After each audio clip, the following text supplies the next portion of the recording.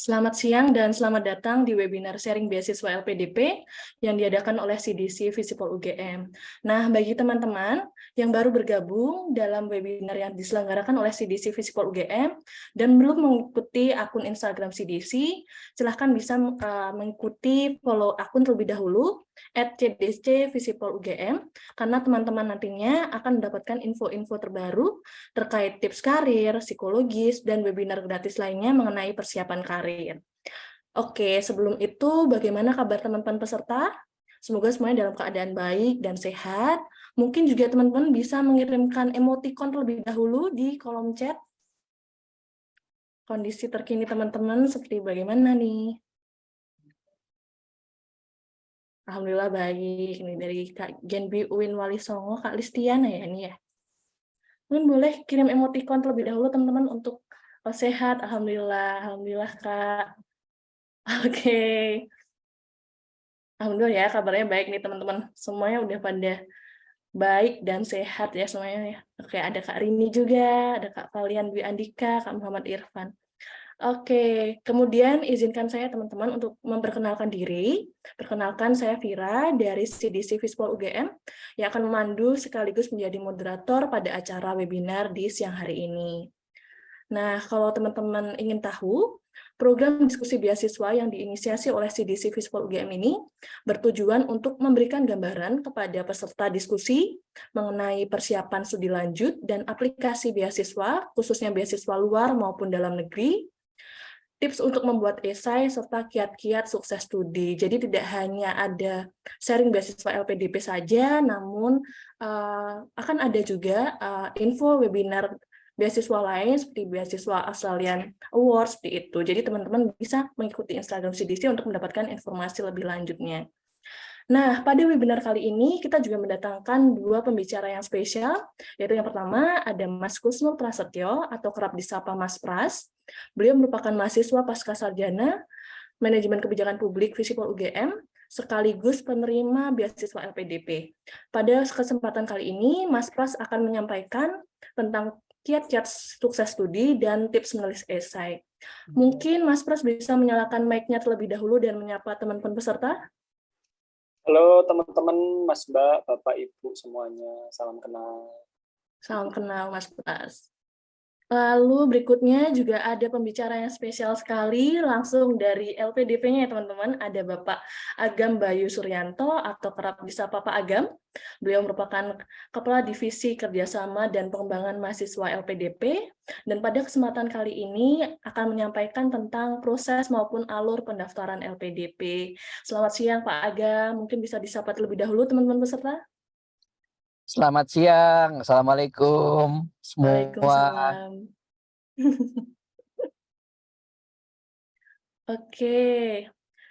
Oke teman-teman, sebelum kita mulai sesi diskusi pada siang hari ini, izinkan saya untuk menyampaikan beberapa rules atau peraturan dalam mengikuti webinar pada siang hari ini.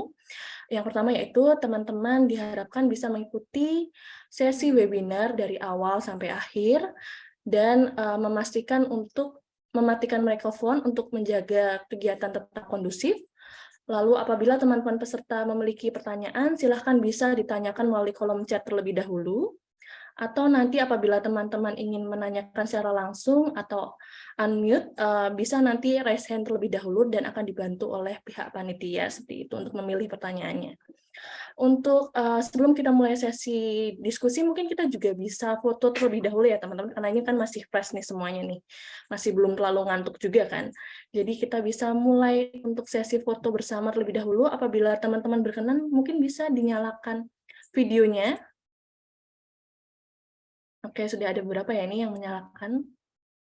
Boleh dibantukah Mbak Arisa untuk kita hitung mundur foto bersama? Oke, saya bantu hitung ya teman-teman ya. 1, 2, 3. Oke, sudah. Sekali lagi mungkin. 1, 2, 3. Oke, baik. Terima kasih banyak. Lalu untuk mempersingkat waktu, saya persilahkan langsung untuk pembicara pertama kita, yaitu Pak Agam, untuk memulai sesi presentasi pada webinar siang hari ini. Kurang lebih waktunya 30 menit ya Pak Agam. Nanti kalau sudah lebih dari 30 menit nanti saya bantu untuk reminder. Terima kasih banyak Pak Agam. Terima kasih Mbak Vira. Assalamualaikum warahmatullahi wabarakatuh. Selamat siang, salam sejahtera untuk kita semua. Yang saya hormati Pak Husnul Prasetyo, narasumber kita pada siang hari ini, serta adik-adik, Bapak Ibu sekalian yang saya hormati. Izinkan saya berbagi layar. Baik, saya akan mensosialisasikan tentang beasiswa LPDP. Nah, tentu sudah familiar dengan LPDP. LPDP adalah lembaga pengelola dana pendidikan di bawah Kementerian ya.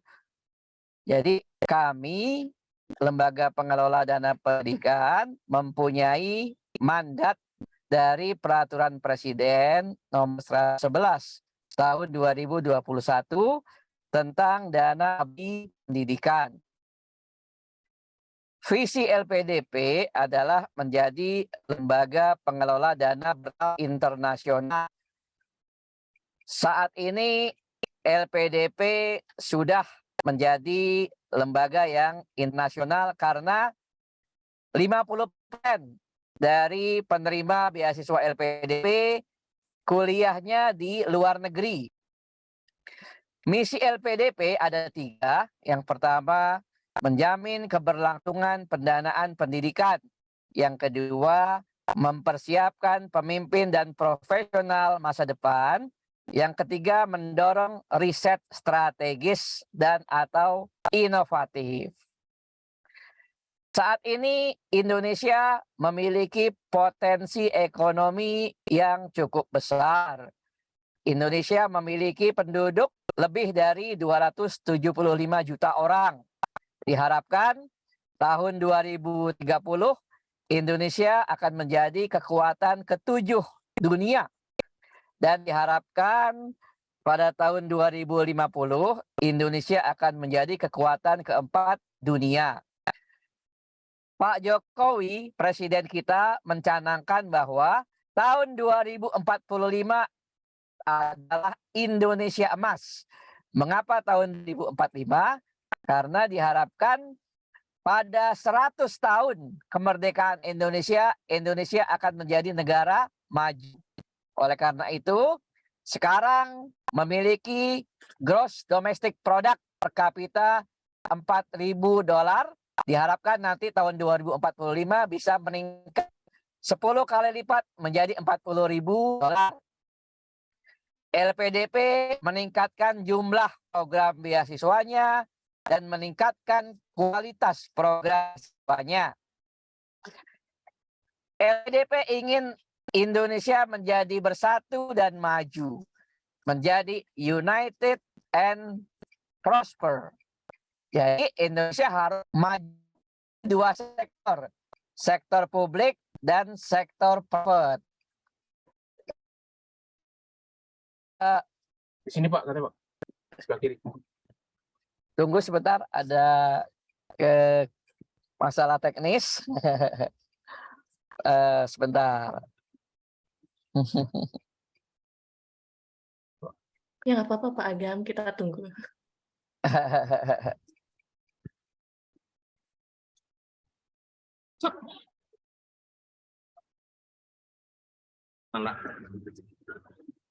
Mohon maaf, sebentar ada kendala teknis.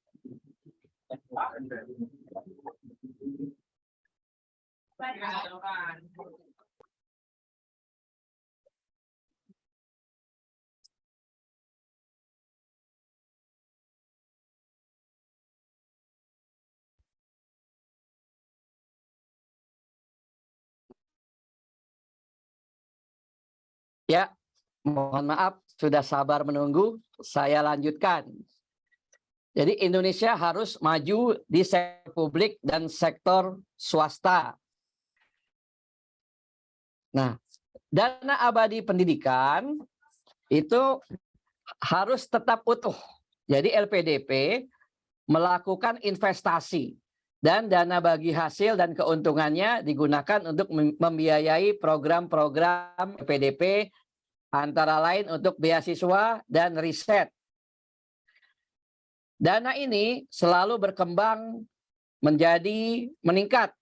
Terakhir jumlahnya 119 triliun dana abadi yang terdiri dari 5 jenis, yaitu dana abadi pendidikan, dana abadi penelitian, dana abadi perguruan tinggi, dana abadi kebudayaan, dan dana abadi pesantren.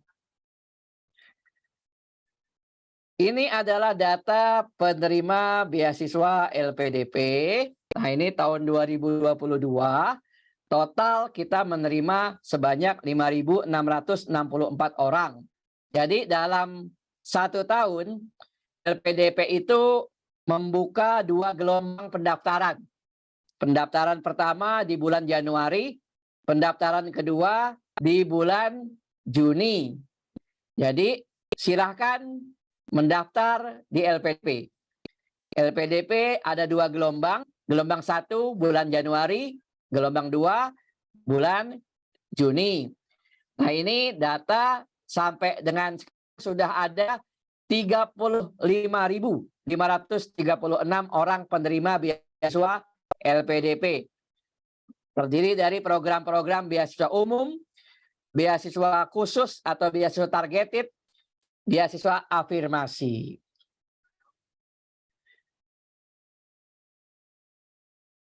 Nah, alumni LPDP saat ini ada 17.979 orang.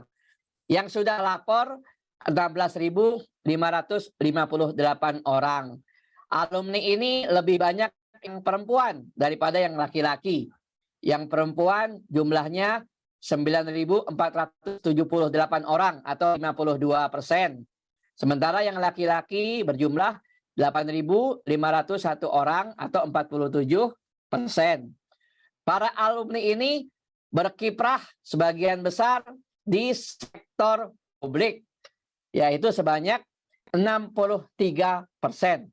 Kemudian yang kedua terbanyak di sektor private atau 34,2%. Dan sektor sosial yaitu 2,2%. Ada 35.536 orang yang merupakan penerima beasiswa LPDP tersebar di 34 provinsi.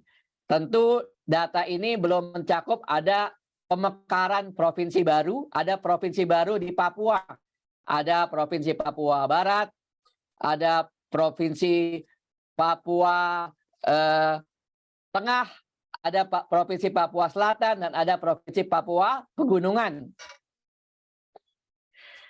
Ini adalah data demografi para penerima beasiswa LPDP.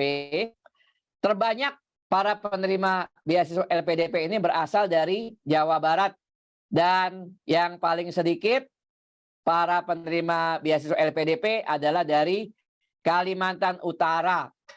Jadi kami dari LPDP berupaya semaksimal mungkin agar penerima beasiswa LPDP itu merata distribusinya di setiap provinsi. Oleh karena itu kami LPDP sering melakukan sosialisasi ke provinsi-provinsi yang jumlah penerima beasiswa LPDP-nya masih sedikit. Nah, kebijakan beasiswa LPDP tahun 2023 ada 3 paket program beasiswa, yaitu beasiswa afirmasi, yang kedua adalah beasiswa targeted, yang ketiga adalah beasiswa umum. Nah, beasiswa afirmasi artinya adalah beasiswa keberpihakan. LPDP merangkul putra-putri terbaik dari daerah-daerah yang perlu kita berpihak, antara lain daerah Papua, daerah afirmasi, para yang saudara-saudara kita yang berstatus masih prasejahtera, dan saudara-saudara kita yang menyandang disabilitas. Kemudian untuk beasiswa targeted, ada daerah-daerah atau wilayah-wilayah, antara lain bidang-bidang dokter spesialis, kemudian dokter praktisi, PNS, TNI Polri, beasiswa pendidikan kader ulama, beasiswa kewirausahaan, beasiswa untuk bidang ilmu material science, ya. Kemudian untuk beasiswa umum ada beasiswa reguler, ada beasiswa PTUD. PTUD itu singkatan dari Perguruan Tinggi Utama Dunia, dan ada beasiswa parsial atau sebagian ditanggung oleh penerima beasiswa, sebagian ditanggung oleh LPDP. Ini adalah dana-dana yang akan diterima oleh para awardee LPDP, orang-orang yang menerima beasiswa LPDP. Ada dana pendidikan, ada dana pendukung, ada biaya pendukung untuk saudara-saudara kita penyandang disabilitas. Nah, ini adalah proses pendaftaran. Nah, bila ingin mendaftar beasiswa LPDP, tahapannya ada 2 macam. Yang pertama, mendaftar bila belum memiliki LOA atau Letter of Acceptance atau surat penerimaan dari perguruan tinggi. Bila belum memiliki LOA, maka pendaftar beasiswa harus mengikuti seleksi bakat skolastik atau tes psikologi atau tes potensi akademik. Nah, bila lulus maka akan diwawancara dalam seleksi substansi. Bila lulus akan ditetapkan sebagai penerima beasiswa. Nah, bila sudah memiliki LOA atau Letter of Acceptance, surat penerimaan dari perguruan tinggi, maka ia tidak perlu ikut seleksi bakat skolastik. Ia bisa langsung tes wawancara. Nah, baik.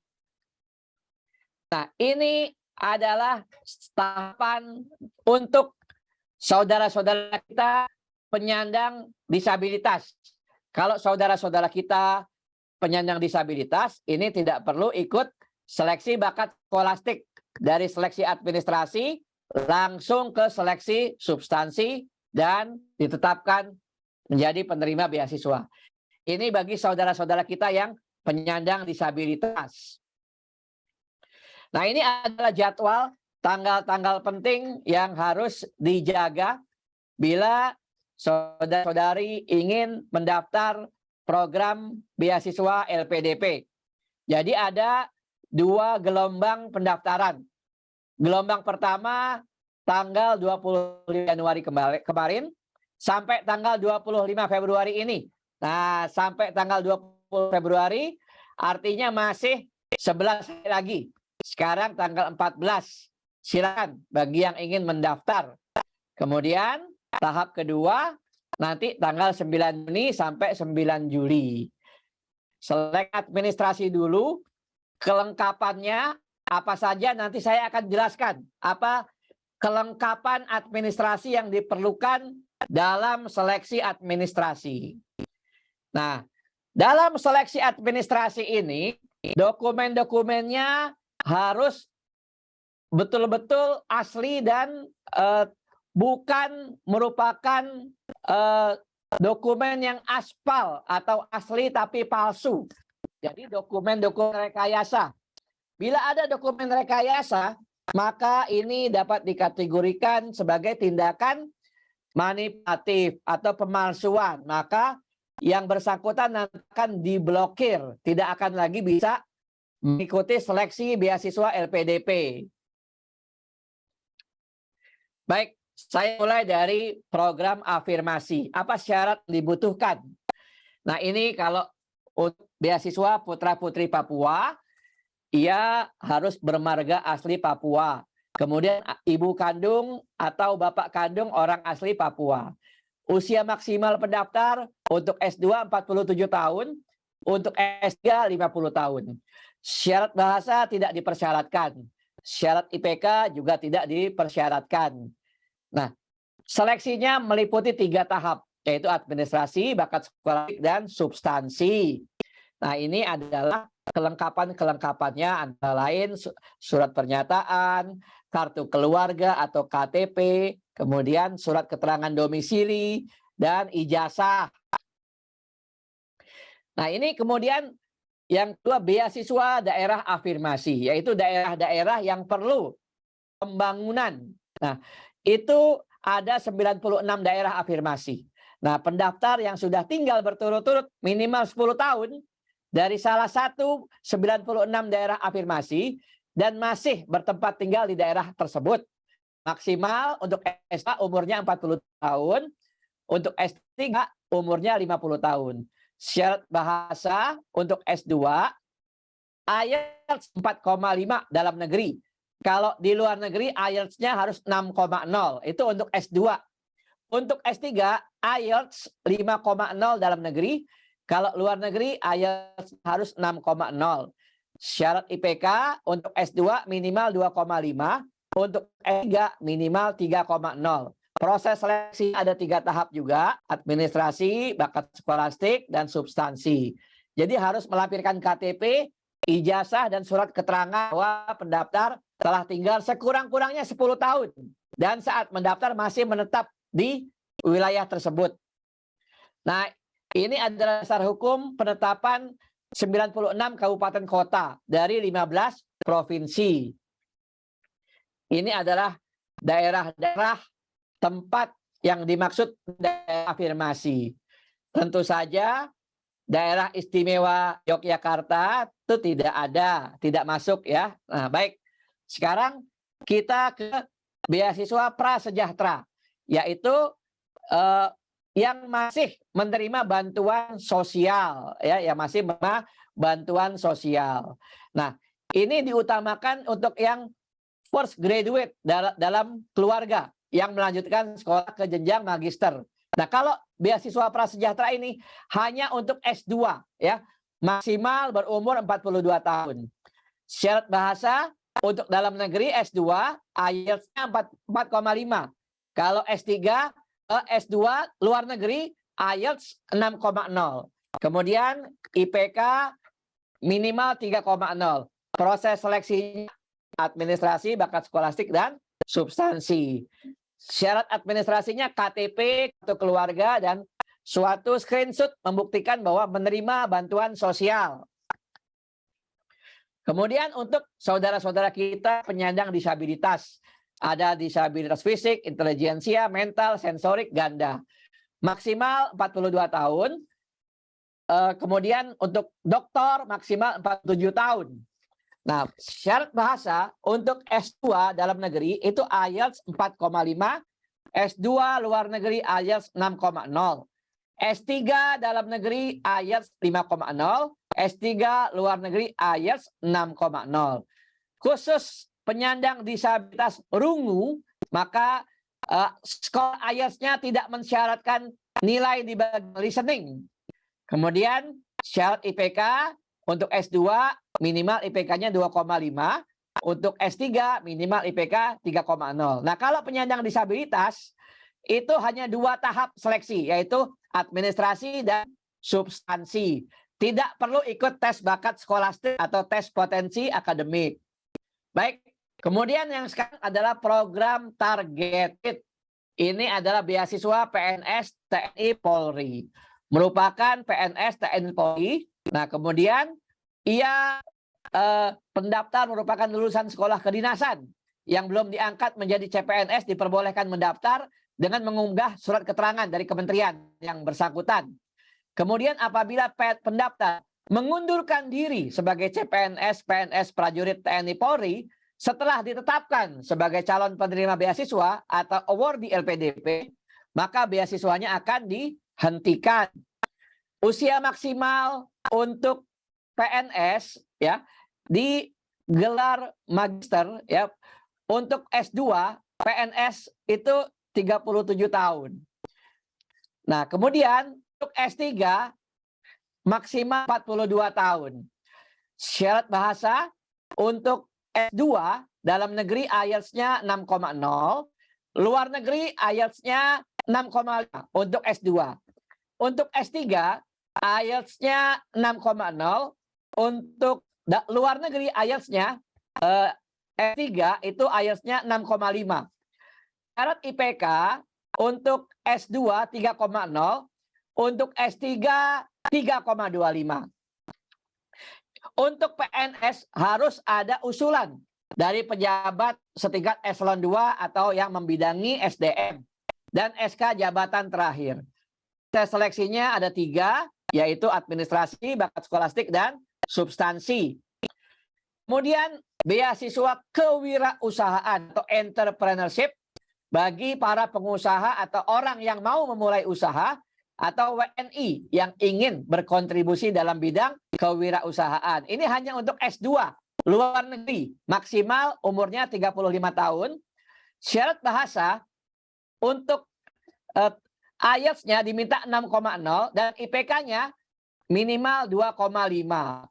Nah, ada dokumen khusus yaitu memiliki rencana bisnis atau bisnis plan dan melampirkan surat rekomendasi dari rektor atau dekan dari kampus yang akan menjadi tempat mengabdi pasca lulus studi yang sudah memiliki program kewirausahaan.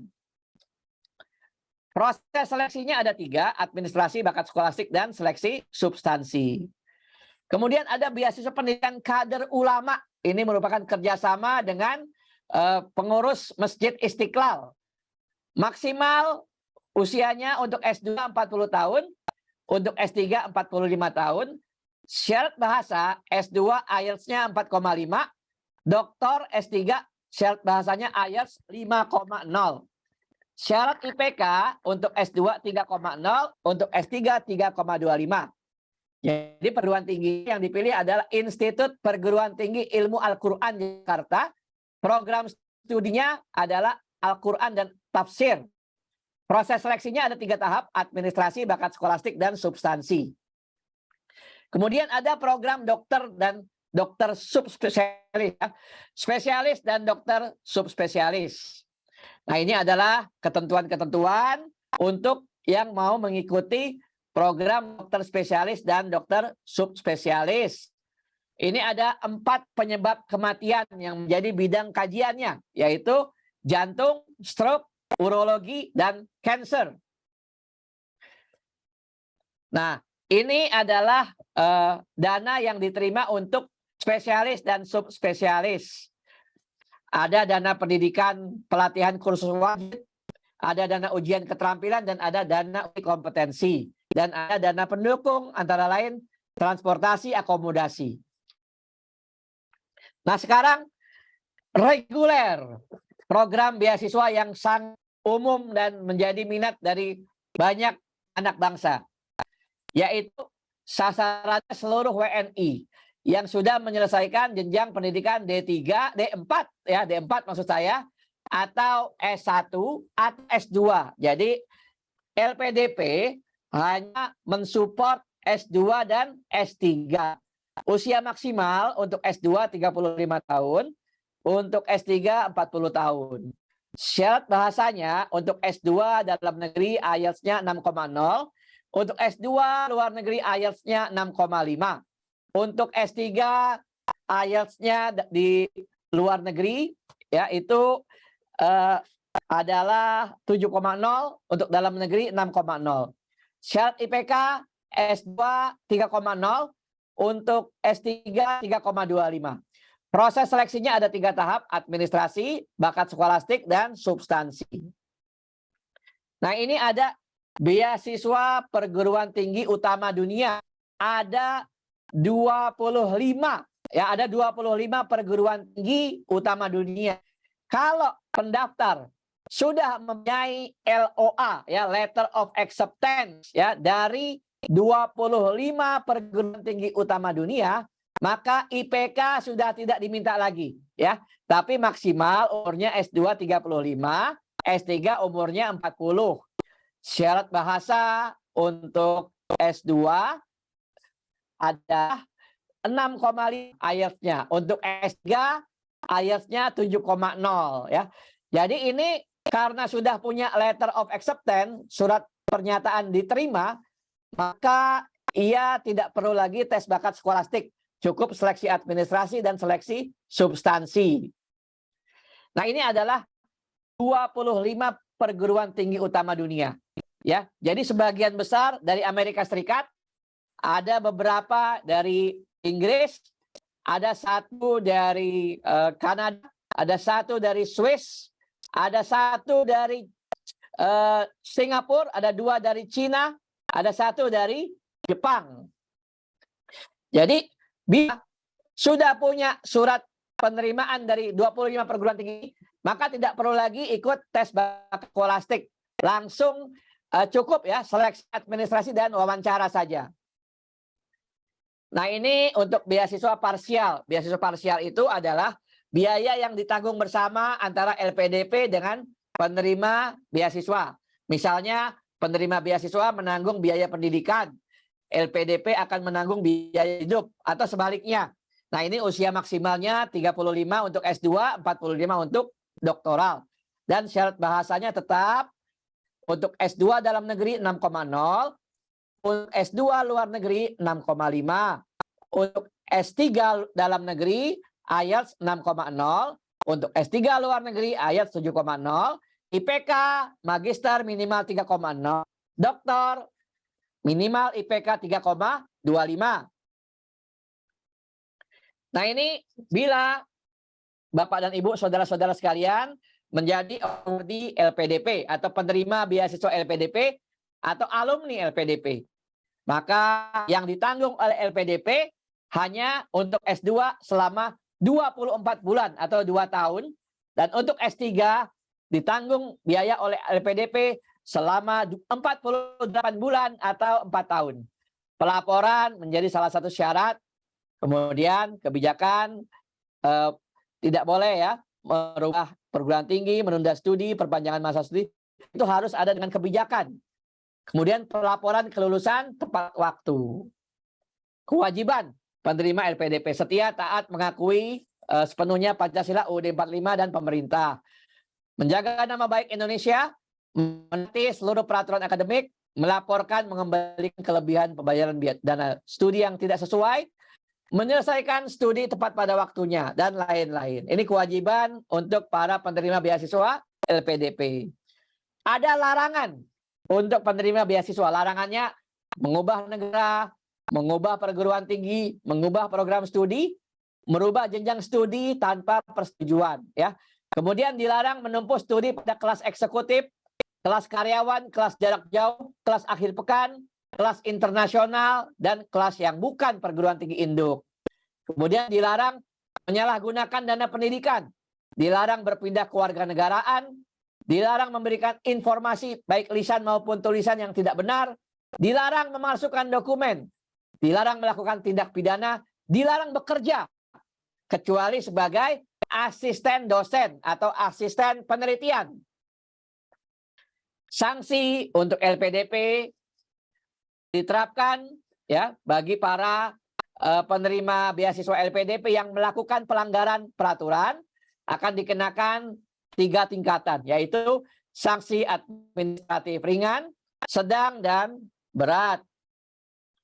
Ketentuan pengabdian beasiswa LPDP, wajib kembali dan mengabdi di Indonesia setelah selesai studi, kembali ke Indonesia dan berkontribusi di Indonesia selama 2 kali masa studi ditambah 1 tahun. Atau +1 kalau mahasiswanya itu patungan.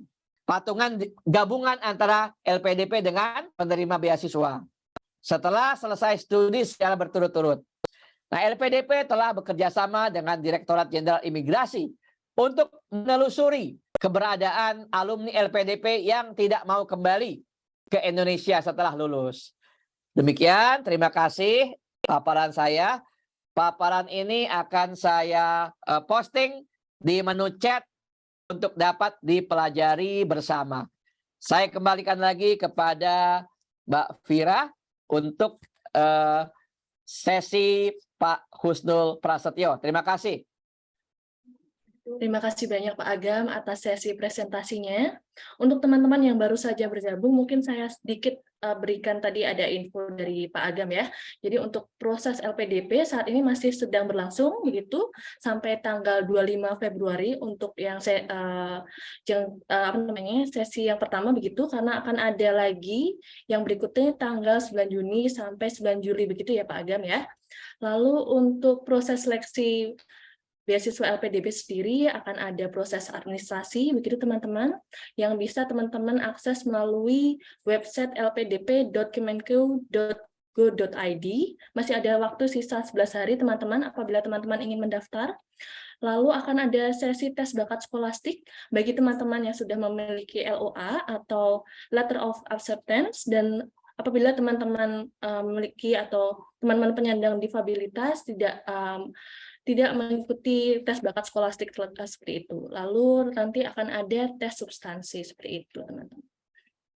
Tadi juga Pak Agam sudah menjelaskan mengenai beberapa pilihan begitu, seperti ada beasiswa afirmasi, beasiswa targeted, dan juga beasiswa reguler.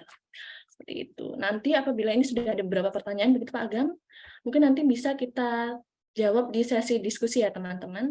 Untuk selanjutnya kita masih ada satu pembicara lagi, yaitu Mas Kusnur Prasetyo. Masih hadir di sini Mas Pras? Masih hadir Mbak Vira. Oke, siap Mas Pras. Apakah sudah siap nih Mas untuk sesi sharing berikutnya nih teman-teman? Kita akan lebih banyak share mengenai tips menulis esai nih, karena ini salah satu tips administrasinya ada esai ya teman-teman ya. Di bagian websitenya itu teman-teman nanti biasanya diminta untuk memberikan nih kontribusi apa yang akan diberikan untuk Indonesia, lalu rencana pasca studi seperti itu. Silahkan Mas Prasetyo, waktu dan tempat saya persilahkan, kurang lebih waktunya 30 menit Mas Pras.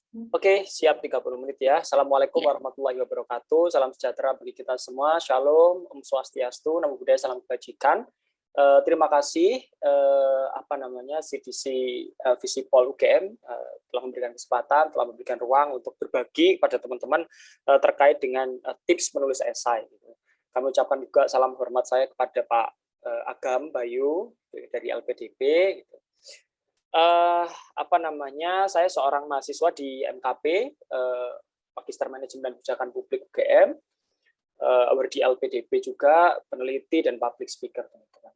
Next, mungkin tadi terkait macam-macam beasiswa gitu ya, sudah disampaikan oleh Pak Agam gitu ya, ada beasiswa, dan ini mungkin masih belum tersakup, masih banyak lagi gitu ya, tadi sudah dijelaskan, mungkin saya tidak akan lama-lama menjelaskan ini gitu. Next. Oke, tahapan seleksinya juga teman-teman sudah tahu gitu ya.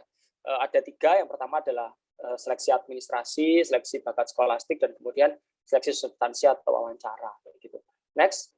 Nah, yang biasanya dipertanyakan oleh setiap orang gitu ya, atau para pejuang beasiswa, itu adalah apa sih kira-kira yang perlu dipersiapkan gitu ya jauh-jauh hari ketika ingin daftar LPDP. Kalau saran saya adalah 3 ini teman-teman. Yang pertama adalah sertifikat TOEFL. Itu untuk angka-angkanya itu salah itu ya. Itu menyesuaikan beasiswanya aja. Kalau misalnya afirmasi tadi misalnya 400, kemudian kalau disabilitas mungkin agak 400 juga, kalau 500 mungkin reguler, dan kemudian yang sesuai tadi yang disampaikan oleh Pak Agam gitu.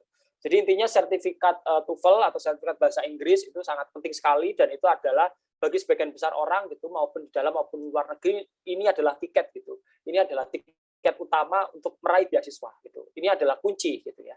Dan kemudian yang kedua itu adalah, dan seperti yang dikatakan oleh Pak Agam tadi, bahwa saya punya teman gitu ya, dia tidak lolos gitu di batch pertama, seleksi pertama di administrasi, ya itu karena adalah persoalan sertifikat TOEFL yang salah gitu, bisa salah bisa palsu kayak gitu. Dalam artian salah ini dia memasukkan TOEFL yang nggak resmi gitu, misalnya TOEFL prediction gitu ya, atau TOEFL yang memang nggak dipersyaratkan oleh LPDP. Dan kemudian yang kedua adalah sertifikat palsu yang nggak resmi dari lembaga gitu, yang terpercaya gitu teman-teman ya. Kemudian yang kedua itu adalah teman-teman harus setiap saat gitu ya rutin untuk mengupdate perkembangan buklet LPDP, karena setiap tahun kebijakannya akan selalu berubah teman-teman. Misalnya ya di 2000, saya beasiswa prasejahtera gitu ya. Saya merupakan penerima beasiswa LPDP jalur prasejahtera gitu ya. Nah, apa namanya di keterangan apa namanya di keterangan LPDP itu sekarang itu harus apa namanya bukan dari bidik misi gitu ya.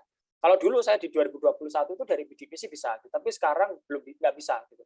Ya bukan berarti nggak bisa. Kalau seandainya bidik misi tetapi terdata di apa namanya cek bansos.kemensos.go.id itu baru bisa teman-teman. Jadi itu ada beberapa perubahan. Dan kemudian tadi Pak Agam bilang untuk menunjukkan bukti screenshot dan lain sebagainya. Itu ada beberapa kebijakan. Kemudian kebijakan baru misalnya terkait dengan LOA dan lain sebagainya. Nanti akan saya jelaskan terkait dengan LOA seperti apa dan lain sebagainya. Nah, ini harus rutin gitu ya, update perkembangan buklet. Misalnya kemudian rekomendasinya dan lain sebagainya itu kan juga ada perubahan dari tahun ke tahun dan teman-teman harus update itu, gitu. Jangan sampai salah gitu infonya. Dan kemudian apa namanya mulai mengonsep gitu ya, kira-kira isi esai apa sih gitu ya yang kemudian ingin kita tulis gitu.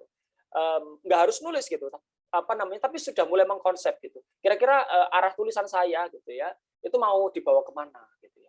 Intinya sih kalau bicara esai itu jujur aja teman-teman, berdasarkan apa pengalaman yang kemudian kita punya, tidak dilebih-lebihkan dan kemudian tidak dikurang-kurangi, tapi ya yang sedang-sedang saja, tapi ya sesuai dengan kenyataan apa yang kemudian kita lakukan selama ini, kontribusi apa yang kemudian kita lakukan selama ini.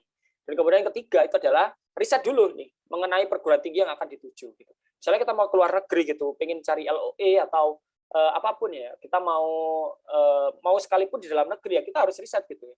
Saya sampai waktu itu membandingkan gitu ya, mengkomparasikan gitu ya persyaratan dari masing-masing universitas gitu. Waktu itu saya di dalam negeri cari UGM, kemudian Unpad, kemudian UI, kemudian UB itu saya coba compare gitu, UNER dan lain sebagainya itu coba saya compare.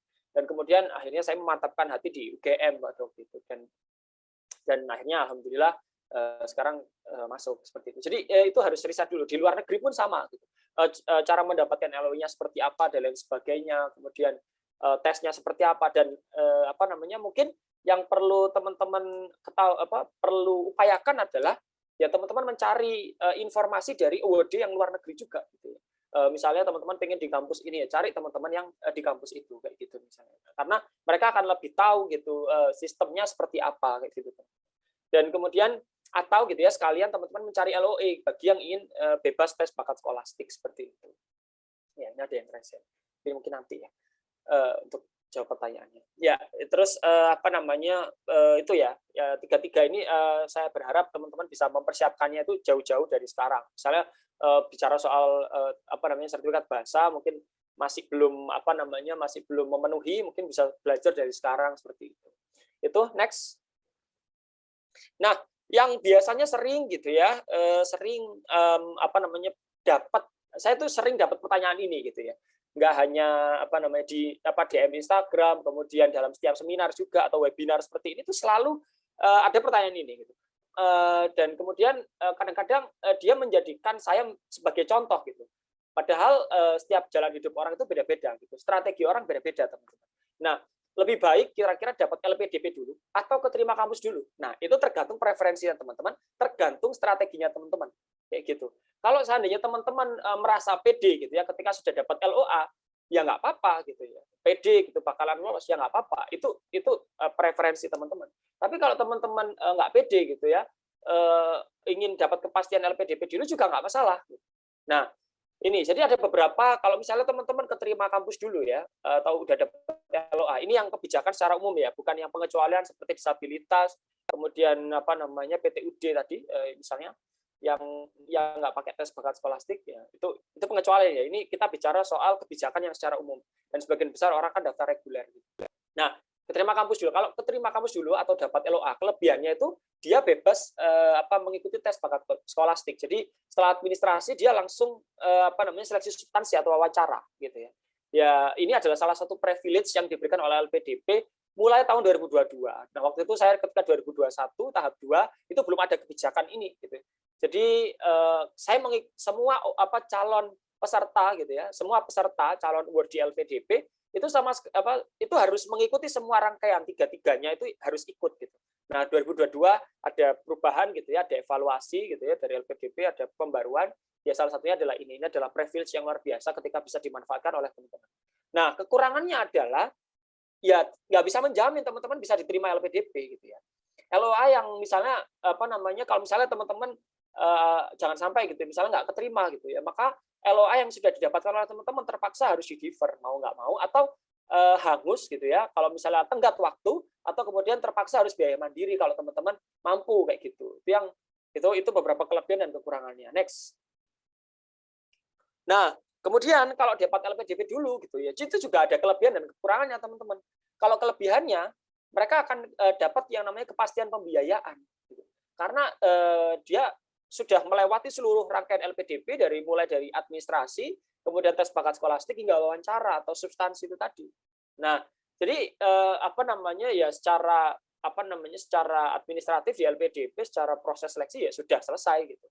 Dan tinggal masuk kampus gitu. Nah, itu tergantung kita masuk kampusnya berhasil apa enggak, karena LPDP kan juga memberikan waktu sekitar misalnya kalau nggak salah itu sekitar 18 bulan untuk dapat kampus, dan kalau lewat dari tenggat itu maka ya nggak bisa gitu, maka dicabut. Itu salah satu kejadian teman saya juga di luar negeri di Inggris gitu, karena syarat IELTS lumayan tinggi sekitar 7,5 kalau nggak salah, dan kalau di LPDP yang magister luar negeri itu kan nggak sampai segitu ya, tadi sekitar 6,5 kalau nggak salah. Nah, sedangkan di UK itu syaratnya 7,5, dan dia mau nggak mau harus struggle untuk mendapat memenuhi IELTS itu gitu, sampai 7,5, bahkan dia sampai tes sampai 5 kali kayak gitu, dan itu dia ceritakan perjuangannya di media sosial, itu luar biasa. Jadi ya itu setiap anak LPDP punya struggle-nya masing-masing, dan teman-teman di sini juga pejuang beasiswa juga pasti punya struggle-nya masing-masing, dan mana yang harus dilengkapi, kekurangan mana yang mana dan kemudian upayakan gitu untuk bisa meraih itu gitu. Nah, kekurangannya kalau misalnya dapat LPDP dulu, ya tentunya teman-teman harus mengikuti seluruh rangkaian proses seleksi LPDP termasuk tes bakat skolastik, dalam artian ya teman-teman nggak bisa menghindari ini, karena sebagian besar yang ingin dapat LOE adalah menghindari tes bakat skolastik gitu. Ya karena ya memanfaatkan privilege sih, bukan menghindar ya. Jadi teman-teman harus melewati seluruh rangkaian itu ya. Otomatis yang dipersiapkan adalah berarti tadi kan kalau saya bilang ada 3 yang harus dipersiapkan ya. Berarti kalau teman-teman harus mengikuti tes bakat skolastik gitu ya, maka teman-teman ya ditambah 4 persiapannya.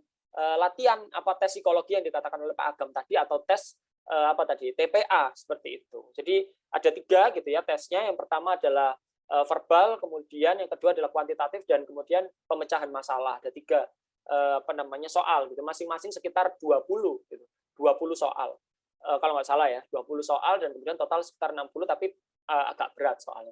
Agak lumayan ini ya, daripada misalnya saya pernah tes CPNS, mungkin agak lebih susah LPDP.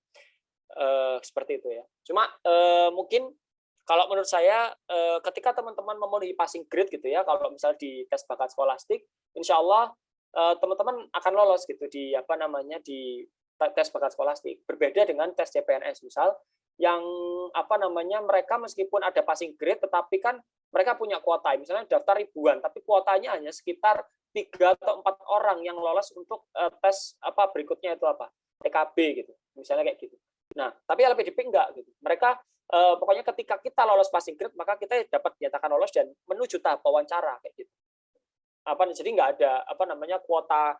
Saya kurang paham ada kuota atau enggak gitu, khusus untuk yang masuk di wawancara gitu.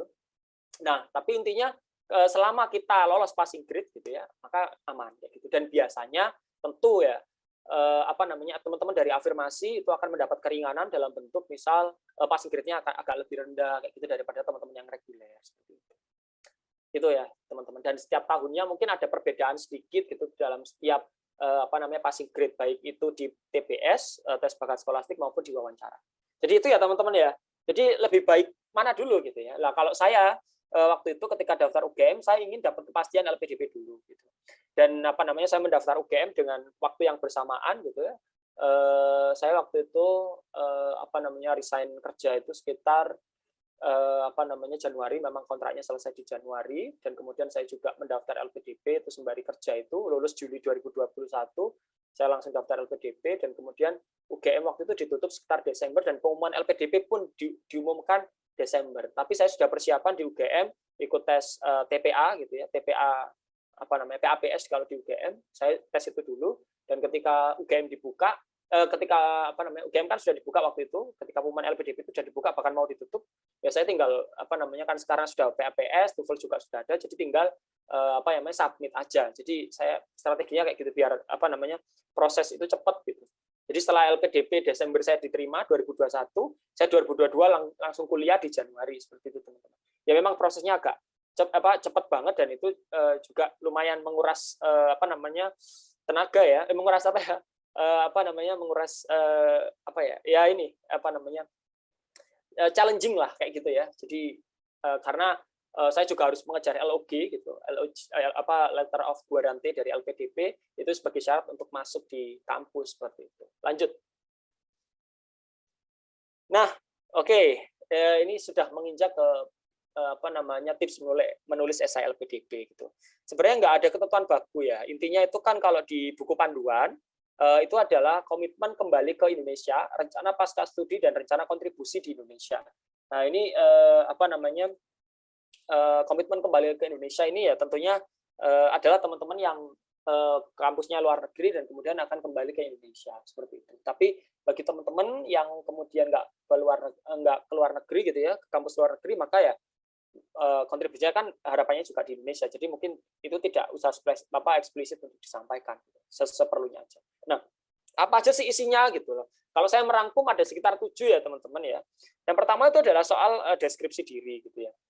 Kalau biasanya saya memulai saya kalau misalnya ditanyain oleh teman-teman gitu ya, saya juga mereview esai, itu yang pertama adalah coba bikin quotes yang menarik gitu tentang apa ya motivasi hidup, kemudian tentang apa ya prinsip hidup gitu ya, kemudian apa ya quotes yang kemudian menggetarkan diri kita kayak gitu, dan kemudian relate dengan kehidupan kita dan dan relate juga dengan proses kita ke depan gitu, masa depan kita kayak gitu. Jadi itu ya. Jadi mungkin ada quotes itu, dan kemudian perkenalan diri, background-nya apa, pekerjaannya apa, risetnya apa, pencapaiannya apa, prestasi dan lain sebagainya. Kemudian background keluarga mungkin ingin diceritakan seperti apa keluarga, kemudian apa namanya nggak usah banyak-banyak gitu ya. Intinya cukup untuk mendeskripsikan diri karena ada batasan kata kan. Nah, kemudian yang kedua adalah pengalaman S1 gitu ya. Kegiatan apa sih yang kemudian pernah kita lakukan, kemudian paling berkesan gitu.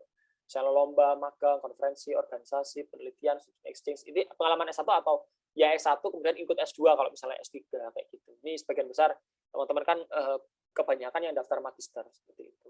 Jadi cari gitu ya pengalaman yang insight, yang apa ya, yang berkesan ya, yang benar-benar apa ya menurut teman-teman itu wah ini layak lah untuk di-share gitu ke orang, menginspirasi dan lain sebagainya.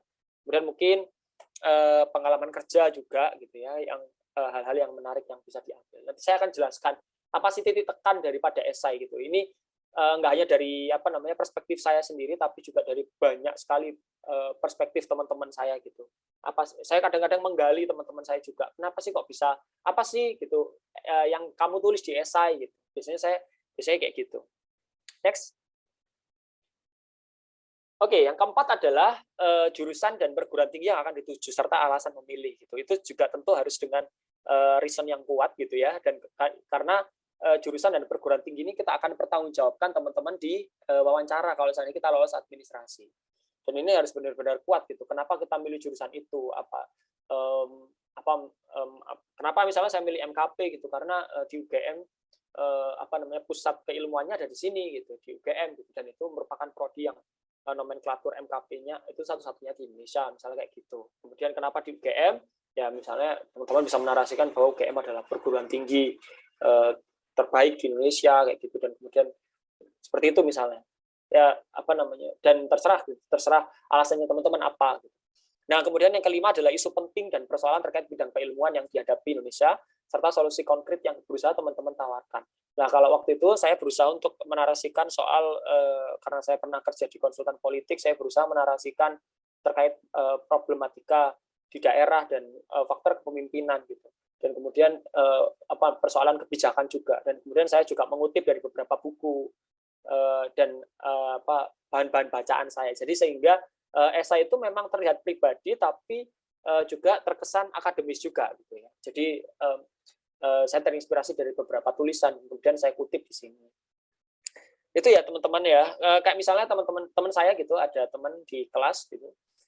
beliau luar biasa, dia PNS gitu ya, tapi ternyata nggak semua PNS yang daftar LPDP juga keterima gitu. Tapi teman saya ini luar biasa, dia ketua angkatan gitu, ketua suku. Dia lebih menarasikan soal persoalan birokrasi yang ada di Indonesia, kemudian bagaimana dia mengubah itu semua gitu. Ingin dia visinya apa sih gitu ya, dengan terkait dengan persoalan birokrasi yang kemudian kita tahu sendiri, misalnya kaku, kemudian terlalu berbelit-belit dan lain sebagainya. Dia berusaha menawarkan itu, teman-teman. Jadi kalau misalnya PNS yang targetnya tadi bisa banyak kan isu-isu yang kemudian ada di lingkungannya, teman-teman.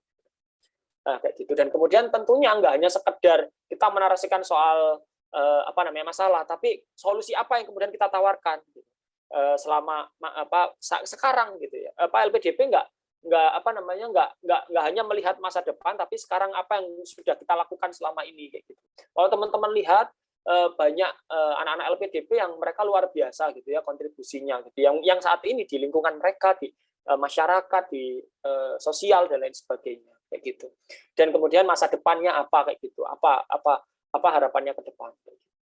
Nah, ini mimpi dan tujuan, kemudian status quo saat ini itu apa yang kemudian diupayakan dan cara mewujudkannya. Dan kemudian yang ketujuh adalah rencana pasca studi dan kontribusi untuk negeri kayak gitu, seperti itu. Tapi intinya teman-teman, apakah kalau misalnya ada pertanyaan ya, nanti mungkin biar enggak saya jawab di di kolom chat di sesi tanya jawab. Apakah saya harus berprestasi gitu? Apakah saya harus punya prestasi yang banyak gitu? Enggak harus, teman-teman, kalau menurut saya. Jadi LPDP itu nggak hanya melihat orang dari satu sisi gitu ya. Menurut saya complicated gitu. Maksudnya mereka sangat-sangat komprehensif dalam menilai seseorang gitu. Banyak kok orang-orang yang kemudian punya prestasi, saya rasa mereka layak gitu untuk mendapatkan beasiswa, tapi masih belum dapat kesempatan gitu ya, teman-teman. Pengalaman juga luar biasa gitu, tapi mereka belum dapat gitu beasiswa LPDP gitu. Tapi tapi ada yang kemudian mereka value-nya nggak di prestasi tapi di lain gitu ya, itu mereka juga banyak yang kemudian masuk. Ada beberapa contoh, misalnya saya punya teman gitu ya LPDP, dia kontribusinya di komunitas, di LSM, bukan LSM ya, kayak komunitas masyarakat gitu ya, yang yang di bidang lingkungan gitu, salah satunya di Gunung Kidul, namanya komunitas Resan di situ. Dan kemudian komunitas itu adalah mengupayakan penanaman kembali gitu ya pohon resan di sana. Dan karena isunya di Gunung Kidul itu luar biasa kekeringan dan kemudian airnya juga susah, dan kemudian itu yang pertama dia menanam pohon kembali, dan kemudian yang kedua adalah mencari mata air, sumber mata air gitu ya, yang ada di sana gitu. Karena mata air yang ada sebenarnya di budayanya di sana itu, masyarakat itu selalu mengambil air dari dekat gitu, dari setiap desa itu pasti ada, tapi sekarang sudah nggak ada karena digantikan oleh PDAM gitu, dan kemudian terpusat airnya. Nah, tapi itu juga PDAM pun belum bisa memenuhi kebutuhan di sana. Nah, intinya kemudian berusaha mencari mata air gitu ya, karena tertutup sampah, kemudian tertutup tanah dan lain sebagainya. Dan teman saya ini berusaha, dia daftar penginderaan jarak jauh, S1-nya kalau nggak salah geografi, dan kemudian dia berusaha membuatkan kontur gitu ya, Kabupaten Gunung Kidul, agar kira-kira mana yang mendukung komunitas tadi, kira-kira mana yang bisa ditanami, dan kemudian mana yang bisa kita gali gitu ya, sumber-sumber mata air ini potensi airnya banyak dan sebagainya. Nah, itu dia bantu buat itu, dan kemudian itu yang kemudian dia narasikan di SLPDP. Kemudian ada lagi contoh, misalnya teman saya gitu ya, di UGM gitu, S1-nya UGM, S2 UGM juga, dan dia daftar S3 UGM di DPP. Itu luar biasa pengabdiannya gitu ya. Dia menarasikan gitu soal pengabdiannya, kontribusinya di bidang lingkungan. Secara konsisten dia lakukan sejak S1. Dia soal lingkungan dan kemudian listrik, soal energi gitu, energi terbarukan. Dan dia konsisten melakukan itu di berbagai tempat gitu. Dan itu kemudian dinarasikan di LPDP. Dan banyak cerita-cerita lainnya di teman-teman gitu ya. Jadi nggak harus punya prestasi ya. Kalau saya sendiri Saya menarasikan ketika S1 saya aktif ikut lomba, saya punya puluhan prestasi waktu itu. Saya juga punya pengalaman artikel gitu ya, saya sering nulis ketika S1 juga. Kemudian saya juga punya pengalaman kerja juga waktu itu, bukan ya kerja ya meskipun saat S1 gitu karena waktu itu pandemi. Dan kemudian saya juga merintis waktu itu ketika S1 jaringan intelektual muda administrasi publik, jadi mewadahi teman-teman yang kemudian cinta administrasi publik gitu, ilmu manajemen kebijakan publik gitu, bimbing skripsi, bimbing menyediakan forum gitu ya untuk mereka sharing pengalaman dan lain sebagainya gitu. Jadi organisasi juga saya waktu itu juga. Jadi tapi itu saya rangkai gitu jadi sebuah narasi yang kemudian epic lah kayak gitu. Saya berusaha narasikan itu kayak gitu. Ya intinya bicara soal narasi aja ya teman-teman. Jadi LPDP itu nggak hanya sekedar oh kamu ikut ini gitu, kamu punya prestasi ini, tapi value-nya itu apa gitu. Apa yang kemudian dampaknya, impact-nya apa gitu. Apa yang teman-teman kontribusikan gitu ya. Jadi LPDP itu cari orang yang punya value, yang punya kontribusi yang besar di masyarakat. Nggak hanya sekedar teman-teman punya prestasi aja atau magang di mana-mana MSIB atau apa, kemudian misalnya MSIB kan misalnya, kemudian ISMA misal, nggak hanya itu teman-teman, tapi apa value yang kemudian teman-teman punya, kemudian impact yang teman-teman berikan bagi lingkungan sekitar gitu. Jadi itu sih, jadi LPDP menilai keberdampaan kita di masyarakat gitu. Kalau menurut saya seperti itu ya, kalau saya nilai dari teman-teman saya gitu. Itu ya teman-teman kalau bicara soal saya. Ya nanti kita bisa diskusi lebih lanjut gitu ya terkait dengan esai ini seperti apa. Oke, next.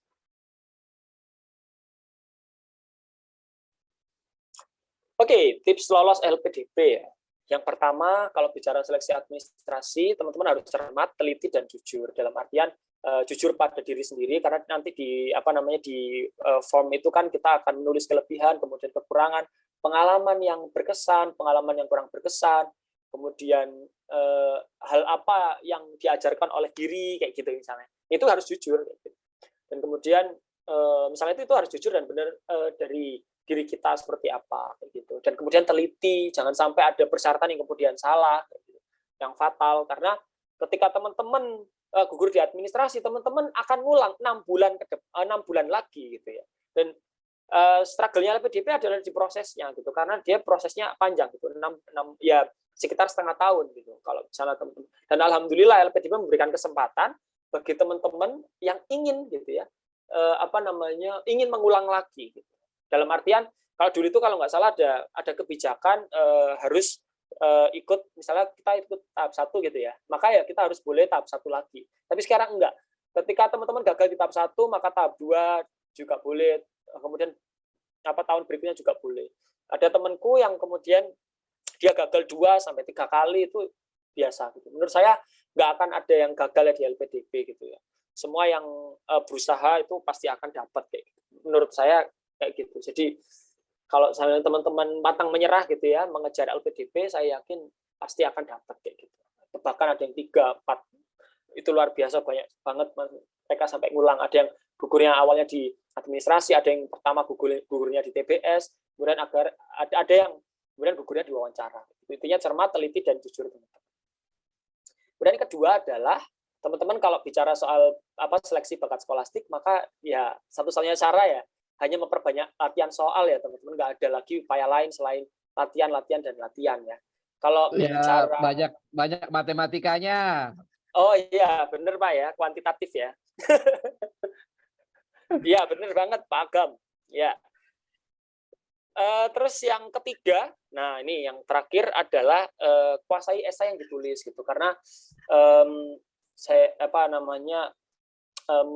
ini linearitas gitu antara narasi yang kita sampaikan di esai itu jangan sampai kemudian melenceng di ketika wawancara. Dan enjoy aja gitu ya ketika wawancara, dan kemudian mungkin bisa diprediksi dulu kemungkinan pertanyaan yang akan ditanyakan oleh interviewer. Biasanya nanti interviewernya ada 3, dari akademisi, kemudian dari psikolog, dan kemudian satunya kalau nggak salah dari LPDP ya, atau aku kurang paham, 2 itu dari akademisi atau psikolog, intinya 3 orang. Nanti mungkin teman-teman bisa tanya Pak Agam ya.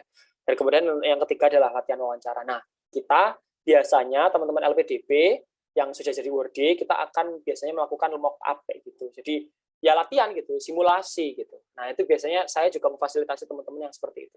Dan sekarang kalau misalnya teman-teman mau review misalnya punya esai, kami gitu, saya juga biasanya selalu mereview itu kayak gitu, dan kemudian kita kasih komentar atau saran gitu teman-teman. Ini waktunya kurang berapa menit, Mbak Vira? Masih 3 menit lagi, Mas Pras, Oke, silahkan. siap. Kurang dikit berarti. Iya. Oke, ya, nggak terasa ya. Oke, tips lolos itu ya teman-teman ya. Next. Ya, ini yang sudah dijelaskan oleh Pak Agam tadi, gitu ya. Ya, alhamdulillah gitu. Luar biasa, LPDP ini salah satu beasiswa yang punya paket komplit ya. Jadi nggak hanya UKT, tapi juga biaya hidup gitu. Tapi nggak hanya biaya hidup, juga ada tunjangan buku dan lain sebagainya. Kalau seandainya mungkin teman-teman punya publikasi, itu juga luar biasa, bantuannya hingga lumayan juga. Bantuan juga seminar internasional hingga tesis juga akan didanai oleh LPDP juga. Pendukungnya juga banyak, kedatangan dan lain sebagainya. Ya, nanti ini fasilitas ini teman-teman menurut saya tidak usah bicara soal dana gitu ya, tapi lebih ke upaya untuk mendapatkannya dulu kayak gitu. Upaya untuk mendapatkan LPDP dulu dan berusaha untuk mengejar mimpinya dulu. Ini bonus seperti itu. Lanjut. Ya, ini biasanya gitu ya, ketentuan pengabdian yang selama ini selalu kita mungkin banyak dibicarakan di media sosial juga terkait kontribusi kembali ke Indonesia gitu ya. Ya, itu biasanya 2 kali masa studi, 2N+1, 2 kali masa studi ditambah 1. Misalnya kita studi gitu ya, di UK misalnya 1 tahun gitu ya, 2 kali 1 tambah 1 berarti 3 kayak gitu. Atau misalnya 2 tahun gitu ya, magister 2 kali 2 tambah 1 kayak gitu. Berarti 5 tahun. Seperti itu teman-teman ya kalau bicara. Dan kemudian LPDP kalau dari ketentuannya, mereka juga bekerja sama dengan Direktorat Jenderal Imigrasi untuk menelusuri alumni yang sekiranya masih belum kembali ke Indonesia. Itu teman-teman dari saya. Oh iya, saya punya buklet gitu ya. Kalau misalnya teman-teman butuh, gitu ya, ini saya kirim di chat, kolom chat. Ya, itu. Misalnya teman-teman males buka websitenya, itu saya sudah menyiapkannya di link itu intip.in buklet LPDP. Itu teman-teman langsung buka G-Drive-nya. Oke, itu dari saya teman-teman. Terima kasih. Kalau ada yang ditanyakan silahkan nanti kita diskusi bareng-bareng. Makasih atas partisipasinya. Semoga teman-teman semua saya doakan yang pejuang beasiswa ini semuanya bisa lolos LPDP di 2023. Amin. Makasih. Saya kembalikan ke Mbak Vira di studio.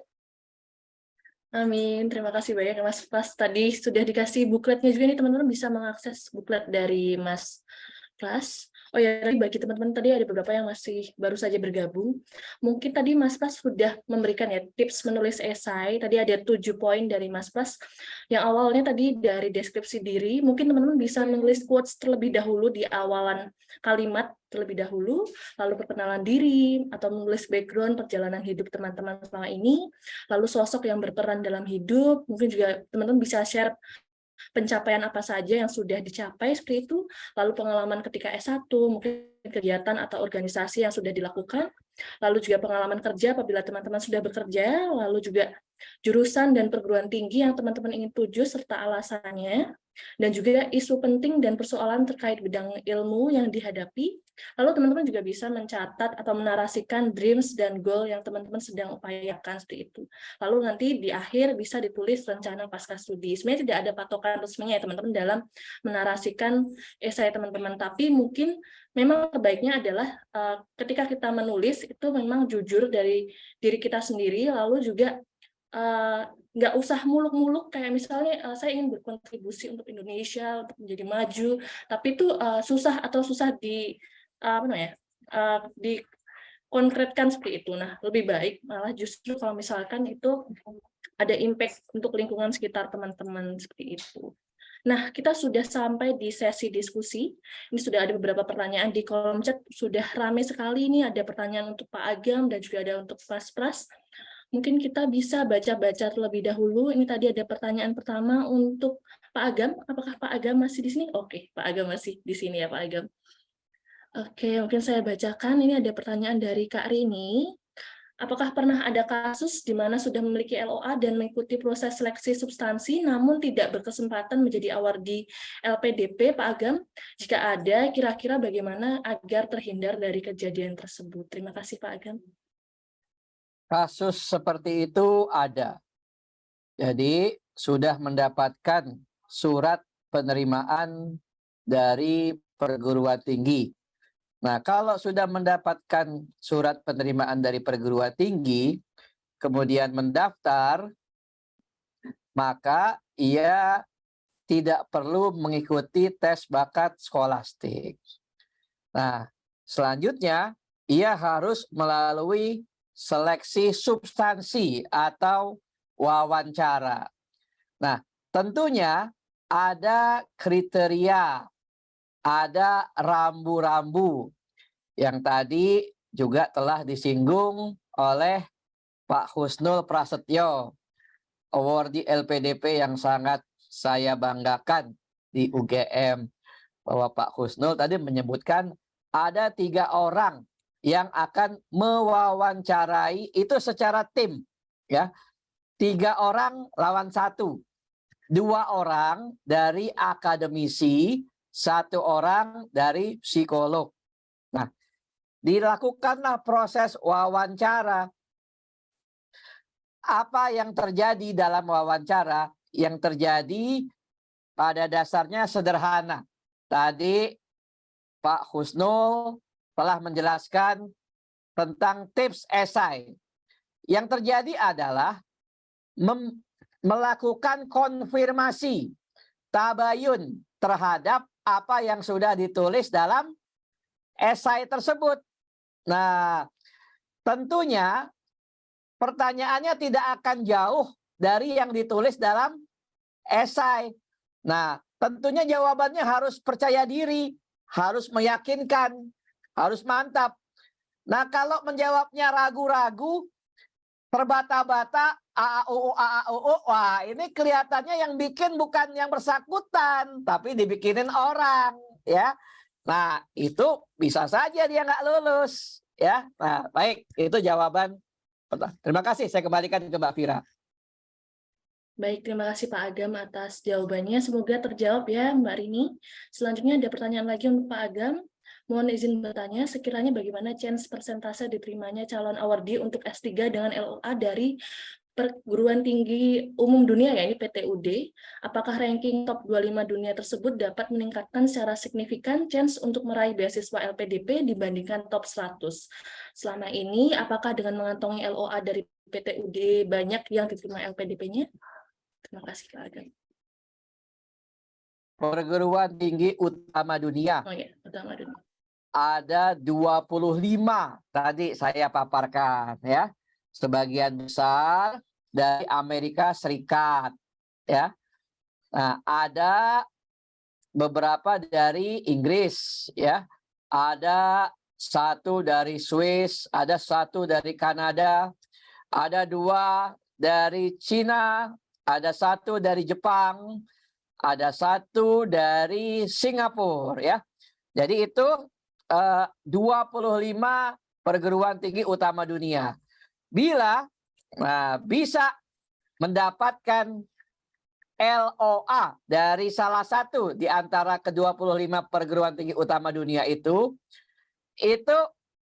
tidak perlu ikut tes bakat skolastik dan tidak diminta syarat IPK lagi. Nah, itu ya. Tidak lagi diminta syarat IPK kalau sudah dapat LOA dari perguruan tinggi utama dunia, yaitu 25 itu, 25 top rank university in the world, ya. Karena bisa dapat LOA dari top 25 rank in the world itu sangat susah, ya. Nah, karena mereka tentu memiliki kualifikasi sangat tinggi.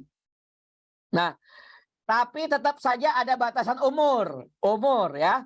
Umurnya S2 35, S3 40, dan tetap diminta bahasa Inggris, namanya top rank university in the world, bahasa Inggrisnya juga harus tinggi. Demikian jawabannya. Terima kasih.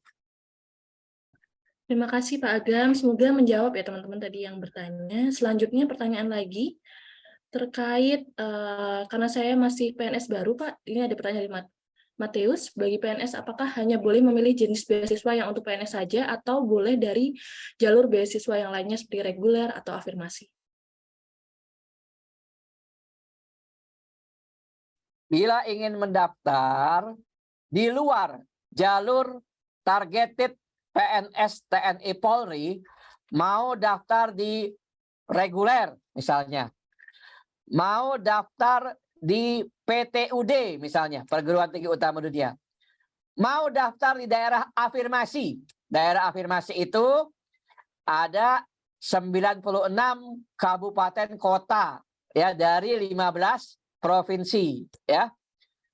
Itu boleh. Boleh ya. Sangat boleh ya. Syaratnya satu, harus ada usulan dari pejabat eselon 2 yang membidangi kepegawaian. Itu syaratnya. Syaratnya hanya itu. Jadi PNS TNI boleh mendaftar selain di targeted PNS, di reguler boleh, di perguruan tinggi utama dunia boleh, di daerah afirmasi boleh, asal ada surat izin, surat usulan dari pejabat eselon 2 yang membidangi kepegawaian. Tapi nggak boleh kayak Pak Husnul Prasetyo. Nah, PNS nggak boleh daftar dari jalur prasejahtera ya Pak Husnul Prasetyo ya. Nggak boleh.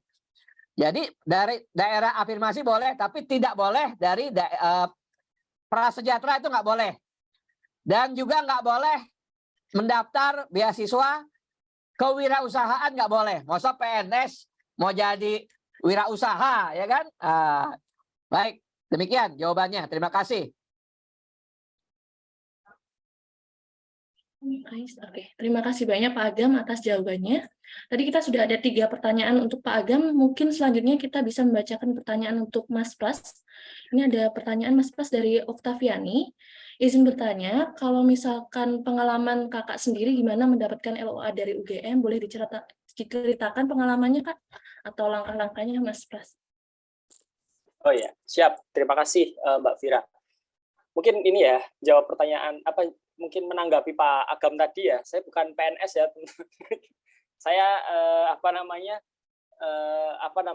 hanya diminta sebagai tenaga ahli di pemerintah Kota Kediri itu sekitar 4 bulan aja gitu ya. Terus kemudian mau dilanjut, terus kemudian akhirnya saya nggak ke sana akhirnya. Maksudnya Bukan. Maksud saya begini, PNS tidak boleh mendaftar beasiswa dari jalur prasejahtera. Itu siap. ya, itu aja. Oh ya, siap. Iya teman-teman ya, jangan sampai ya PNS kemudian daftar pakai jalur itu ya, teman. Ya, siap. Ini Mbak Vira, terkait pertanyaan apa tadi, soal bagaimana sih kemudian mendapatkan LOA gitu ya. Kalau di UGM intinya yang pertama kan ada 2 tahapan ya. Kalau di prodi saya khususnya itu yang pertama ada administrasi, dan kemudian yang kedua itu ada wawancara gitu. Nah, di administrasi itu syarat bahasa Inggris, kemudian syarat TPA itu sudah masuk include di sana. Kemudian proyeksi keinginan, mungkin di UGM secara umum sama ya, proyeksi keinginan itu hampir semua fakultas sama. Dan kemudian sama sama ini esai atau proposal penelitian. Misalnya kalau S3 biasanya diminta proposal penelitian, kalau S2 biasanya diminta hanya esai gitu ya, esai terkait dengan keilmuan bidang jurusan apa yang kemudian diinginkan. Selain itu juga ijazah dan lain sebagainya. Itu ya yang pertama. Kemudian kalau seandainya lulus administrasi, nanti kita wawancara juga. Jadi intinya LPDP dengan pendaftaran universitas itu berbeda ya teman-teman. Jadi nggak include gitu, nggak seperti yang S1 gitu, nggak seperti SNMPTN atau SBMPTN. Jadi berbeda. Sama halnya juga di UI juga sama prosesnya, mendaftar secara mandiri juga di UI seperti itu. Itu Mbak Vira. Baik, Mas Pras, ini ada pertanyaan lagi, tips untuk mengisi penilaian diri, kelemahan, kelebihan, lalu kolom prestasi, misalnya ada minimal penyebutannya mungkin, ataukah harus linear seperti itu? Oke, kalau kekurangan kelebihan, kalau biasanya saya ini Mbak Vira, saya biasanya tanya teman saya gitu terdekat, gitu, kira-kira apa? Ya pertama refleksi diri dulu gitu ya, kira-kira apa kelebihan dan kekurangan kita. Kemudian kita catat ya, kemudian kita compile dengan teman-teman kita, teman-teman dekat kita, sahabat kita, atau rekan kerja kita, atau teman kampus kita, atau siapapun yang dekat dengan kita, bahkan orang tua kita, coba kita mintain saran apa sih gitu ya kekurangan kita kayak gitu. Dan kemudian cara menulisnya gimana? Mungkin misalnya kita jelaskan kekurangan kita atau kelebihan kita, kemudian kita kaitkan dengan pengalaman kita atas kelebihan itu. Misalnya saya adalah tipikal orang yang totalitas gitu. Nah, totalitas ini gimana maksudnya? Misalnya dalam suatu pekerjaan saya rela gitu ya. Misalnya saya kerja sampai jam 5 gitu ya. Tapi kemudian saya kerja itu sampai jam 10, jam 12. Nah, ini namanya totalitas kayak gitu. Jadi konkret mungkin ada pengalaman yang kemudian yang relate gitu, tapi nggak harus kayak gitu, nggak ada ketentuan baku sebenarnya, tapi ini hanya saran aja kayak gitu. Ya itu sih. Baik, terima kasih Mas Pras. Ini ada beberapa pertanyaan yang ditujukan untuk Pak Agam dan juga Mas Pras, mungkin saya bacakan terlebih dahulu. Pak Agam, apakah masih standby di ruang Zoom? Sepertinya masih ada Pak Agam. Oh ya Pak, ini ada salah satu pertanyaan juga. Kalau misalkan nilai IELTS-nya ada salah satu yang tidak memenuhi, sebentar,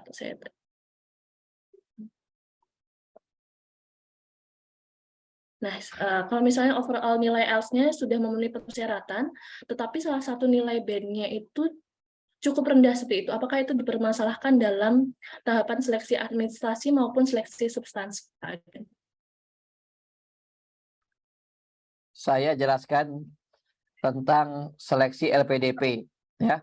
Seleksi administrasi LPDP ya. Itu diminta nilai TOEFL atau nilai IELTS.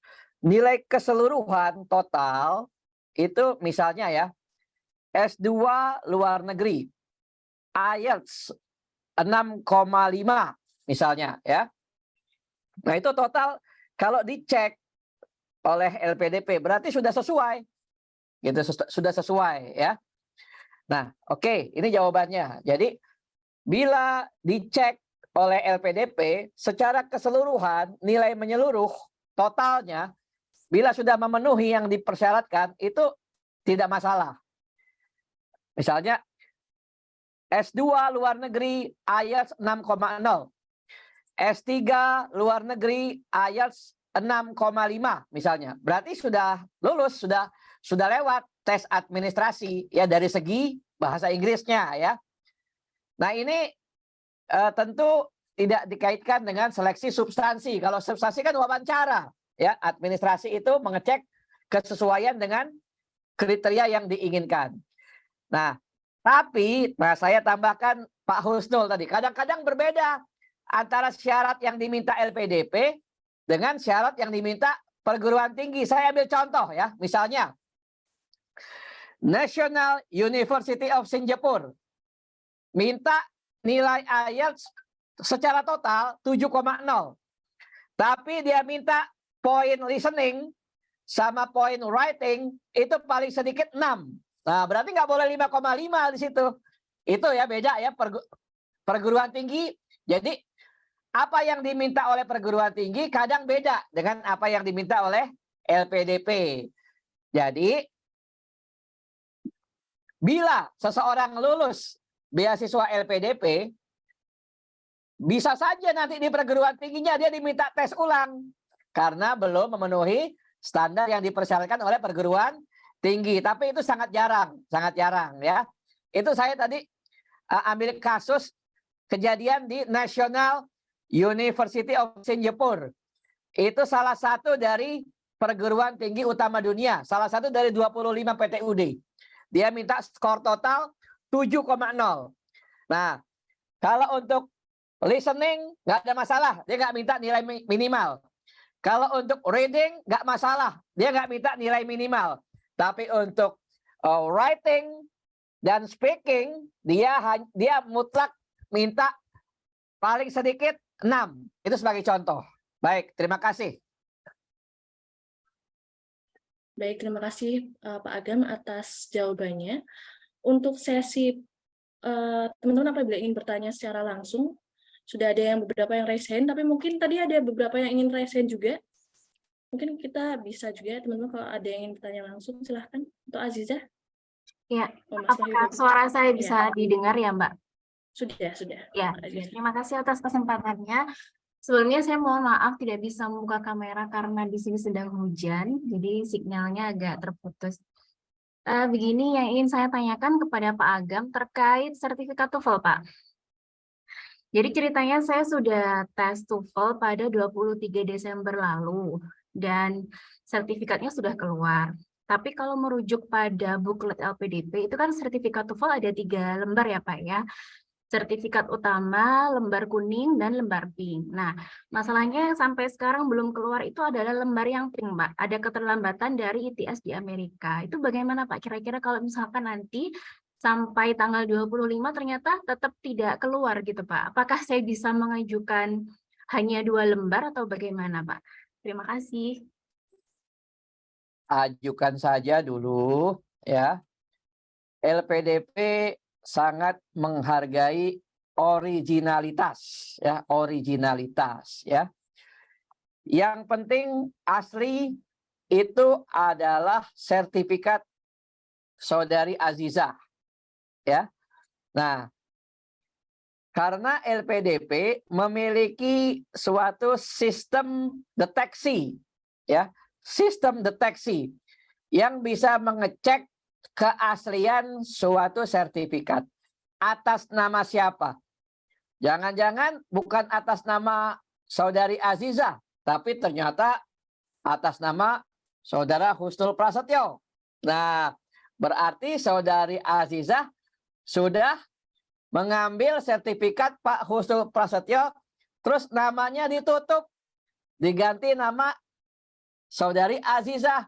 Di-scan seolah-olah akhirnya itu jadi punya Saudari Azizah. Nah, itu yang tidak boleh. Jadi begini, kalau itu terjadi manipulasi, maka akan diblokir. Saudari Azizah tidak boleh lagi mengikuti seleksi LPDP berikutnya. Nah, gitu. Jadi, kalau mau dapat beasiswa LPDP, itu jangan cepat putus asa ya. LPDP selalu membuka kesempatan peluang. Bahkan sampai ada yang 7 kali tes gagal, daftar lagi, ikut seleksi lagi, gagal, ikut lagi, sampai 7 kali akhirnya dapat. Alhamdulillah ya. Tapi kalau manipulatif, maka dia akan diblokir dan tidak boleh lagi ikut seleksi. Saya kira itu jawaban saya. Terima kasih.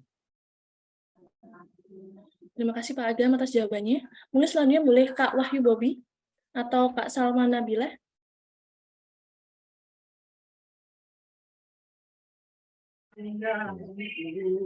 Halo Kak, suaraku kedengeran nggak ya? Kedengeran Kak Salma, silahkan. Oke, baik. Terima kasih Mbak Fira. Aku ada pertanyaan buat Pak Agam. Oke, Pak, kalau misalnya kondisinya kita punya LOE, tapi LOE tersebut tidak tercantum dalam list universitas prioritas LPDP, itu kira-kira bagaimana ya Pak? Apakah memang sudah tidak bisa, atau memang ada regulasi tertentu yang memperbolehkan hal tersebut? Itu aja sih Pak Agam. Terima kasih. Baik, Saudari Salma Nabila.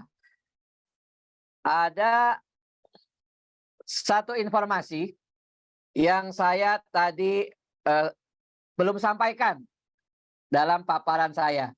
Nanti saya mohon Saudara Husnul Prasetyo, award di LPDP yang saya banggakan, tolong tambahin informasi dari saya ini.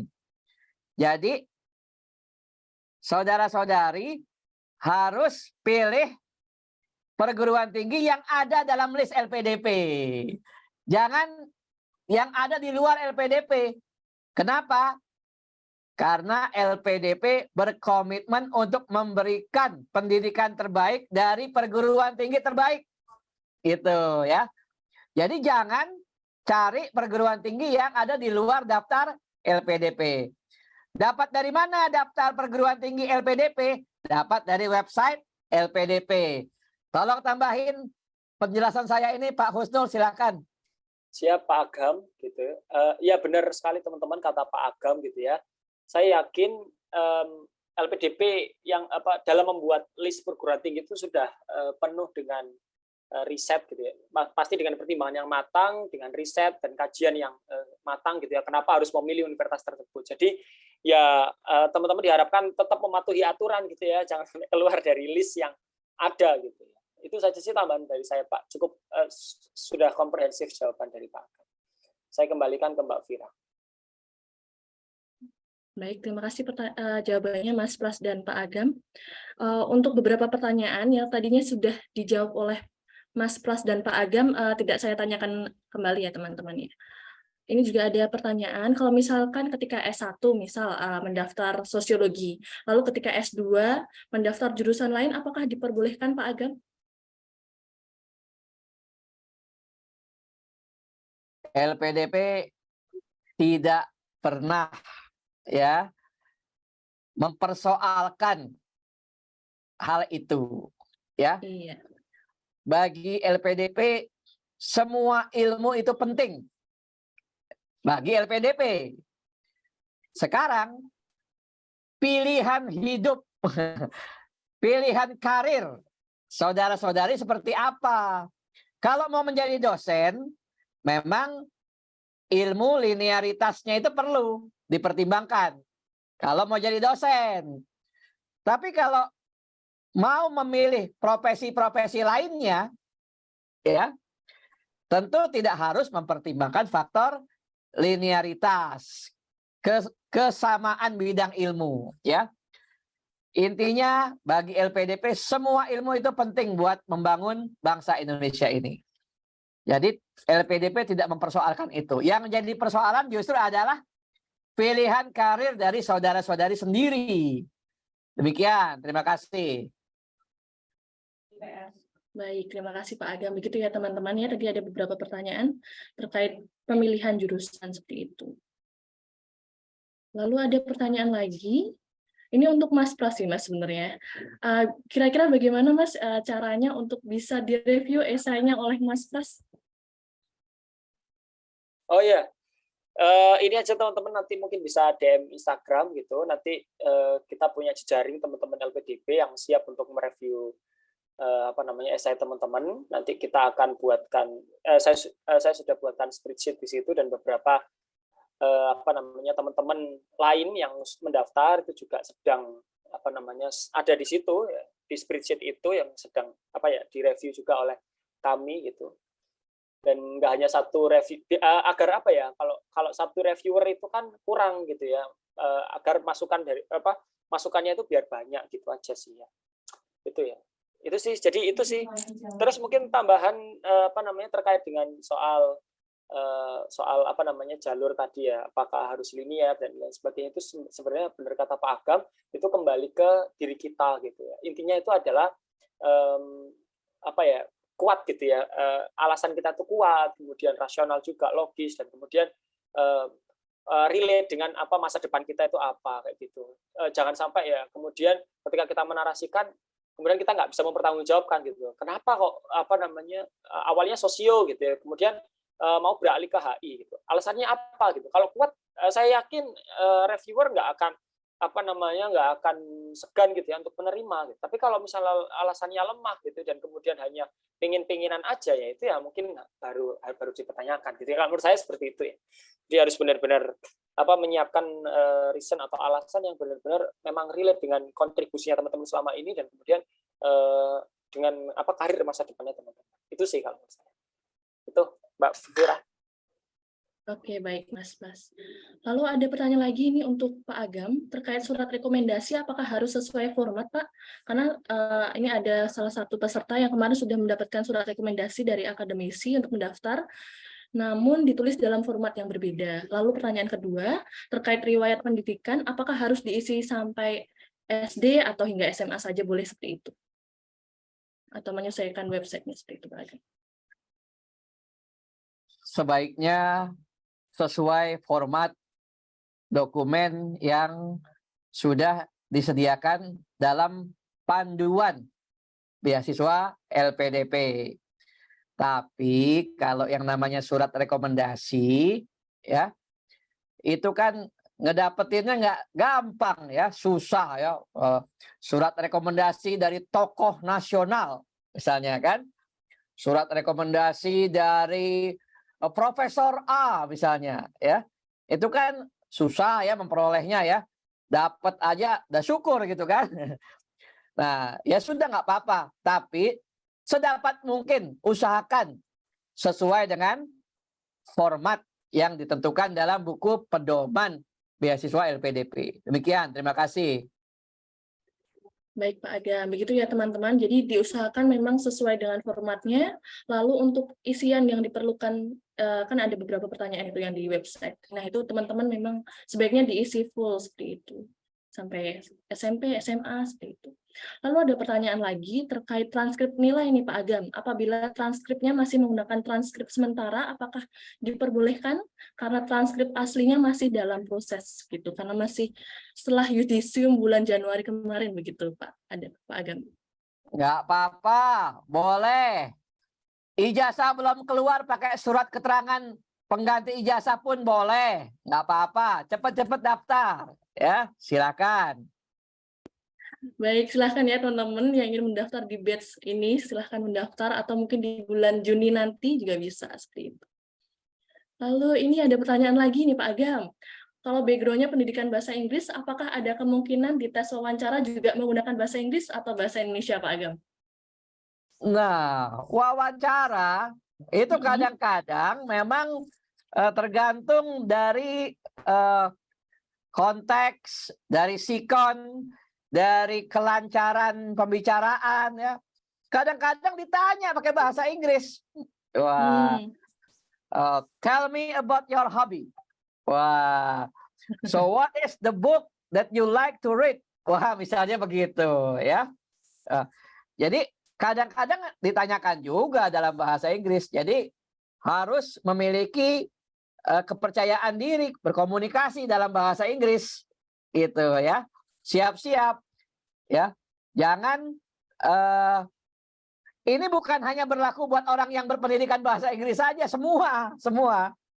Jadi wah jangan-jangan ini yang berpendidikan bahasa Inggris aja ya. Oh atau yang nilai TOEFL-nya tinggi nih memiliki kans diwawancarai dengan bahasa Inggris. Enggak juga, semuanya sama kansnya. Peluang untuk ditanya dalam bahasa Inggris itu ada. Dan ini sedikit ya. Ini sedikit bonus nih buat saudara-saudari. Sedikit bonus saya tambahkan. Nanti saya mohon Pak Husnul tambahkan juga. Nih, karena ini pengalaman wawancara ini. Begini.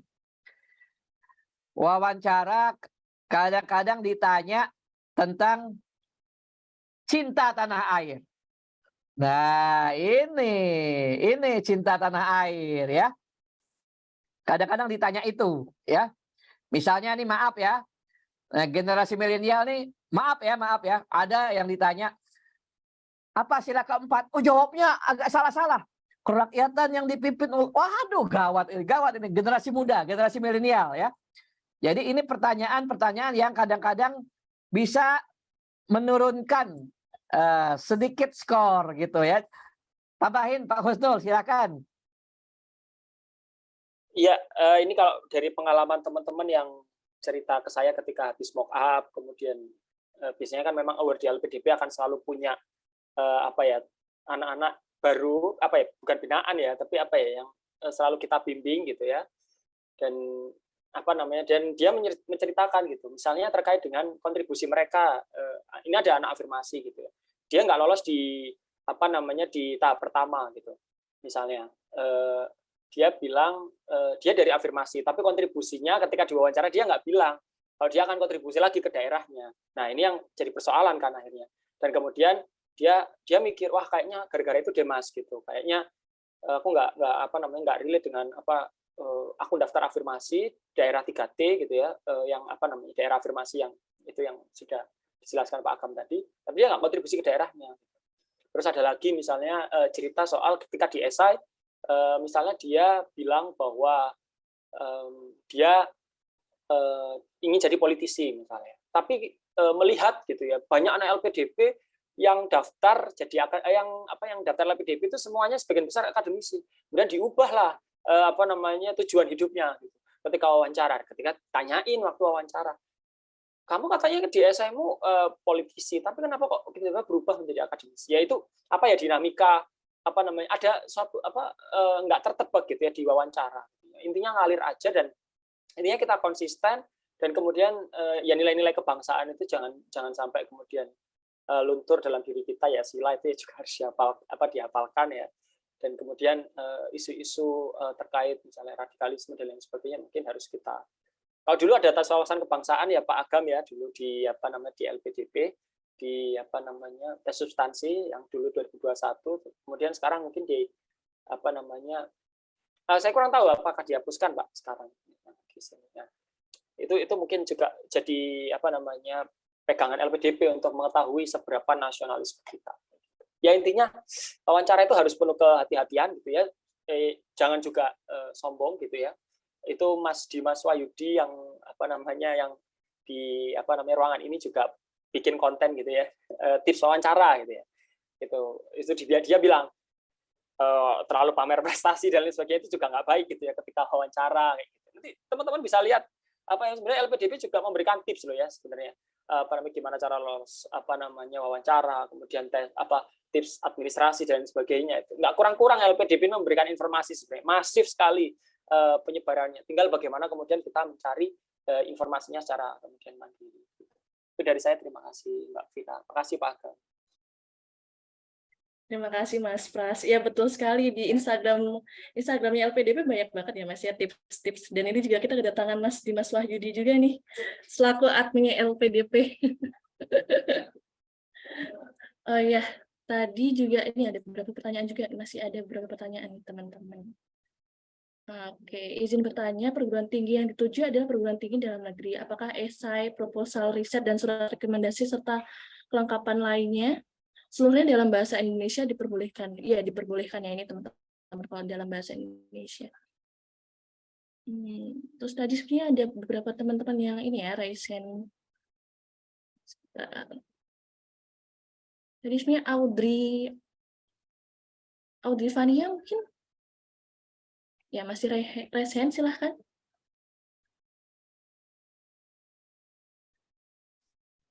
Ya, terima kasih Kak Vira. Saya izin bertanya kepada Bapak Agam, karena keseringan di program beasiswa disabilitas itu yang ditampilkan disabilitas fisik, saya jadi pengen bertanya, untuk program beasiswa disabilitas mental, gangguan mental apa saja ya Pak yang diperbolehkan untuk mengikuti beasiswa jenis disabilitas mental ini? Ataukah skizo atau bipolar atau apa ya Pak? Saya masih penasaran. Terima kasih.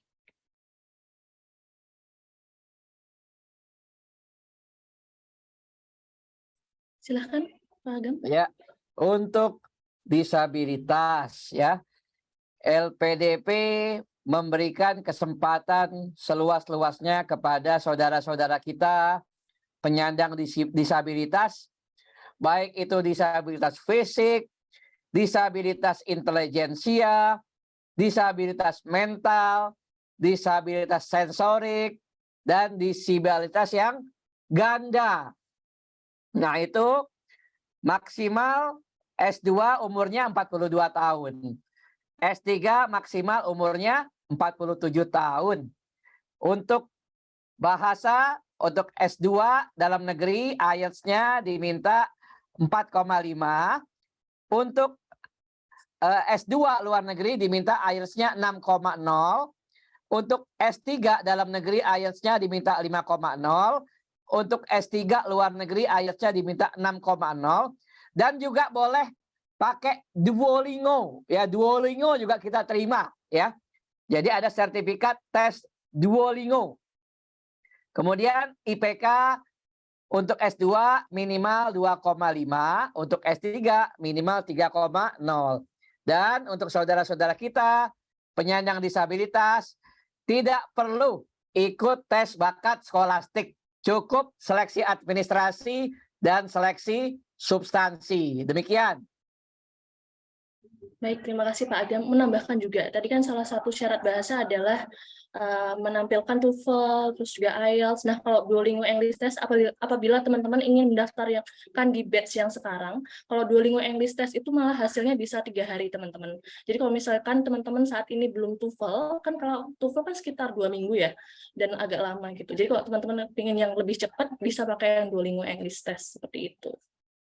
Oke, oh, ada pertanyaan lagi nih Pak, dari Mbak Nur Saidah, kapan ada LPDP santri lagi Pak Agam? LPDP santri itu bisa diperoleh pada website Beasiswa Indonesia Bangkit ya.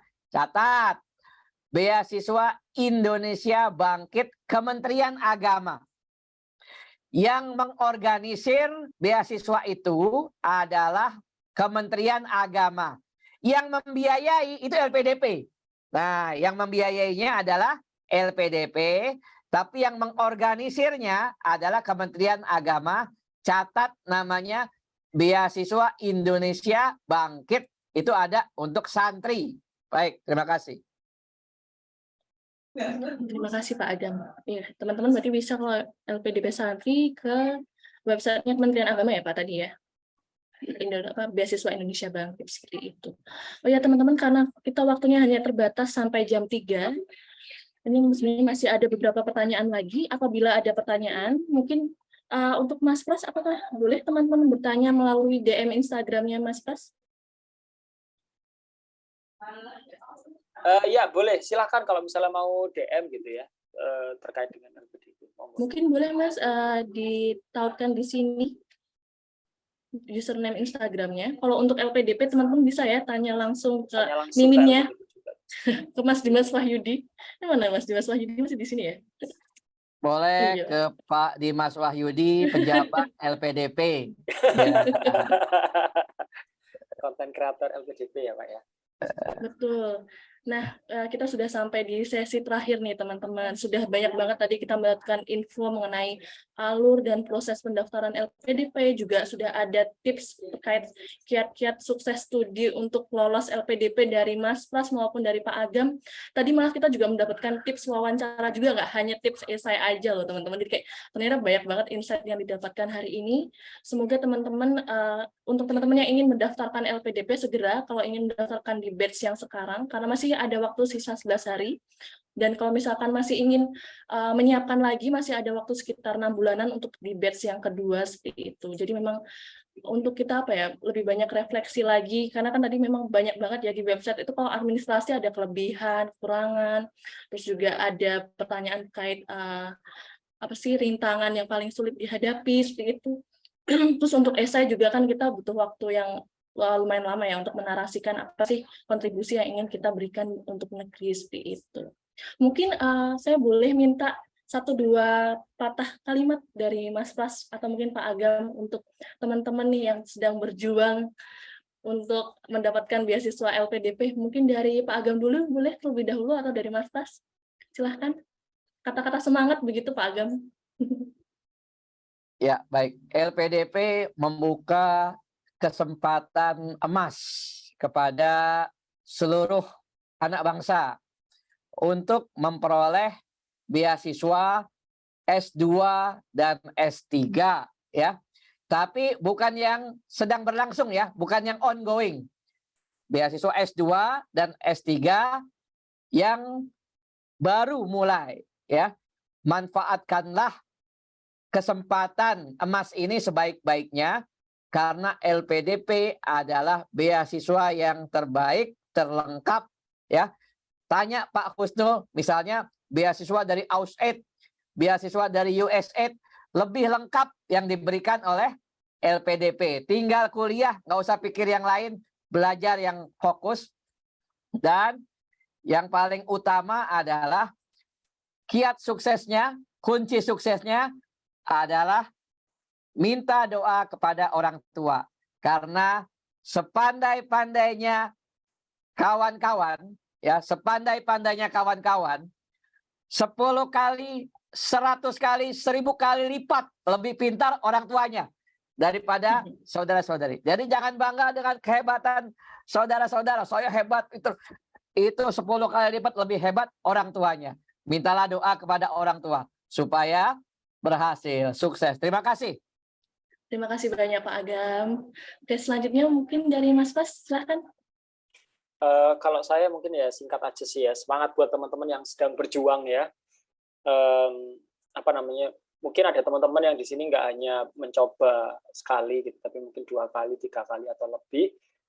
Tapi saya berharap teman-teman jangan pantang menyerah. Kalau misalnya gagal, coba lagi, karena ya dengan kegagalan itu mungkin kita dari situ kita akan belajar gitu, evaluasi diri apa yang kurang dari kita gitu sebelumnya gitu, dan evaluasi ya tentu kita mengupgrade diri untuk terus memperbaiki agar apa ya bisa memenuhi ekspektasinya LPDP gitu.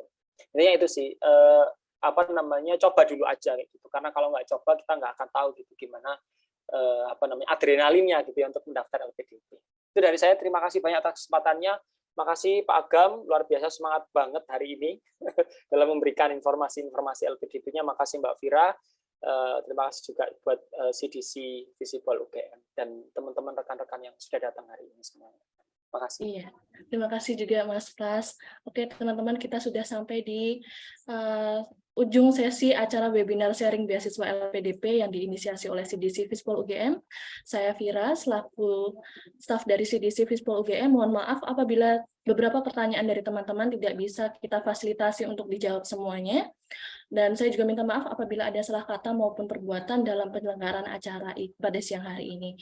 Terima kasih banyak atas ilmunya Pak Agam dan Mas Pras, dan waktunya juga yang sudah diberikan kepada teman-teman peserta. Dan terima kasih juga kepada teman-teman peserta yang sudah antusias. Masih ada 100-an partisipan nih yang masih hadir sampai sesi akhir ini.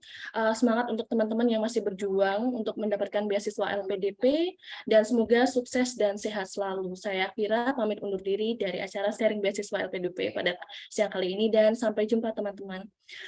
Saya pamit undur diri. Terima kasih Pak Agam dan Mas Pras.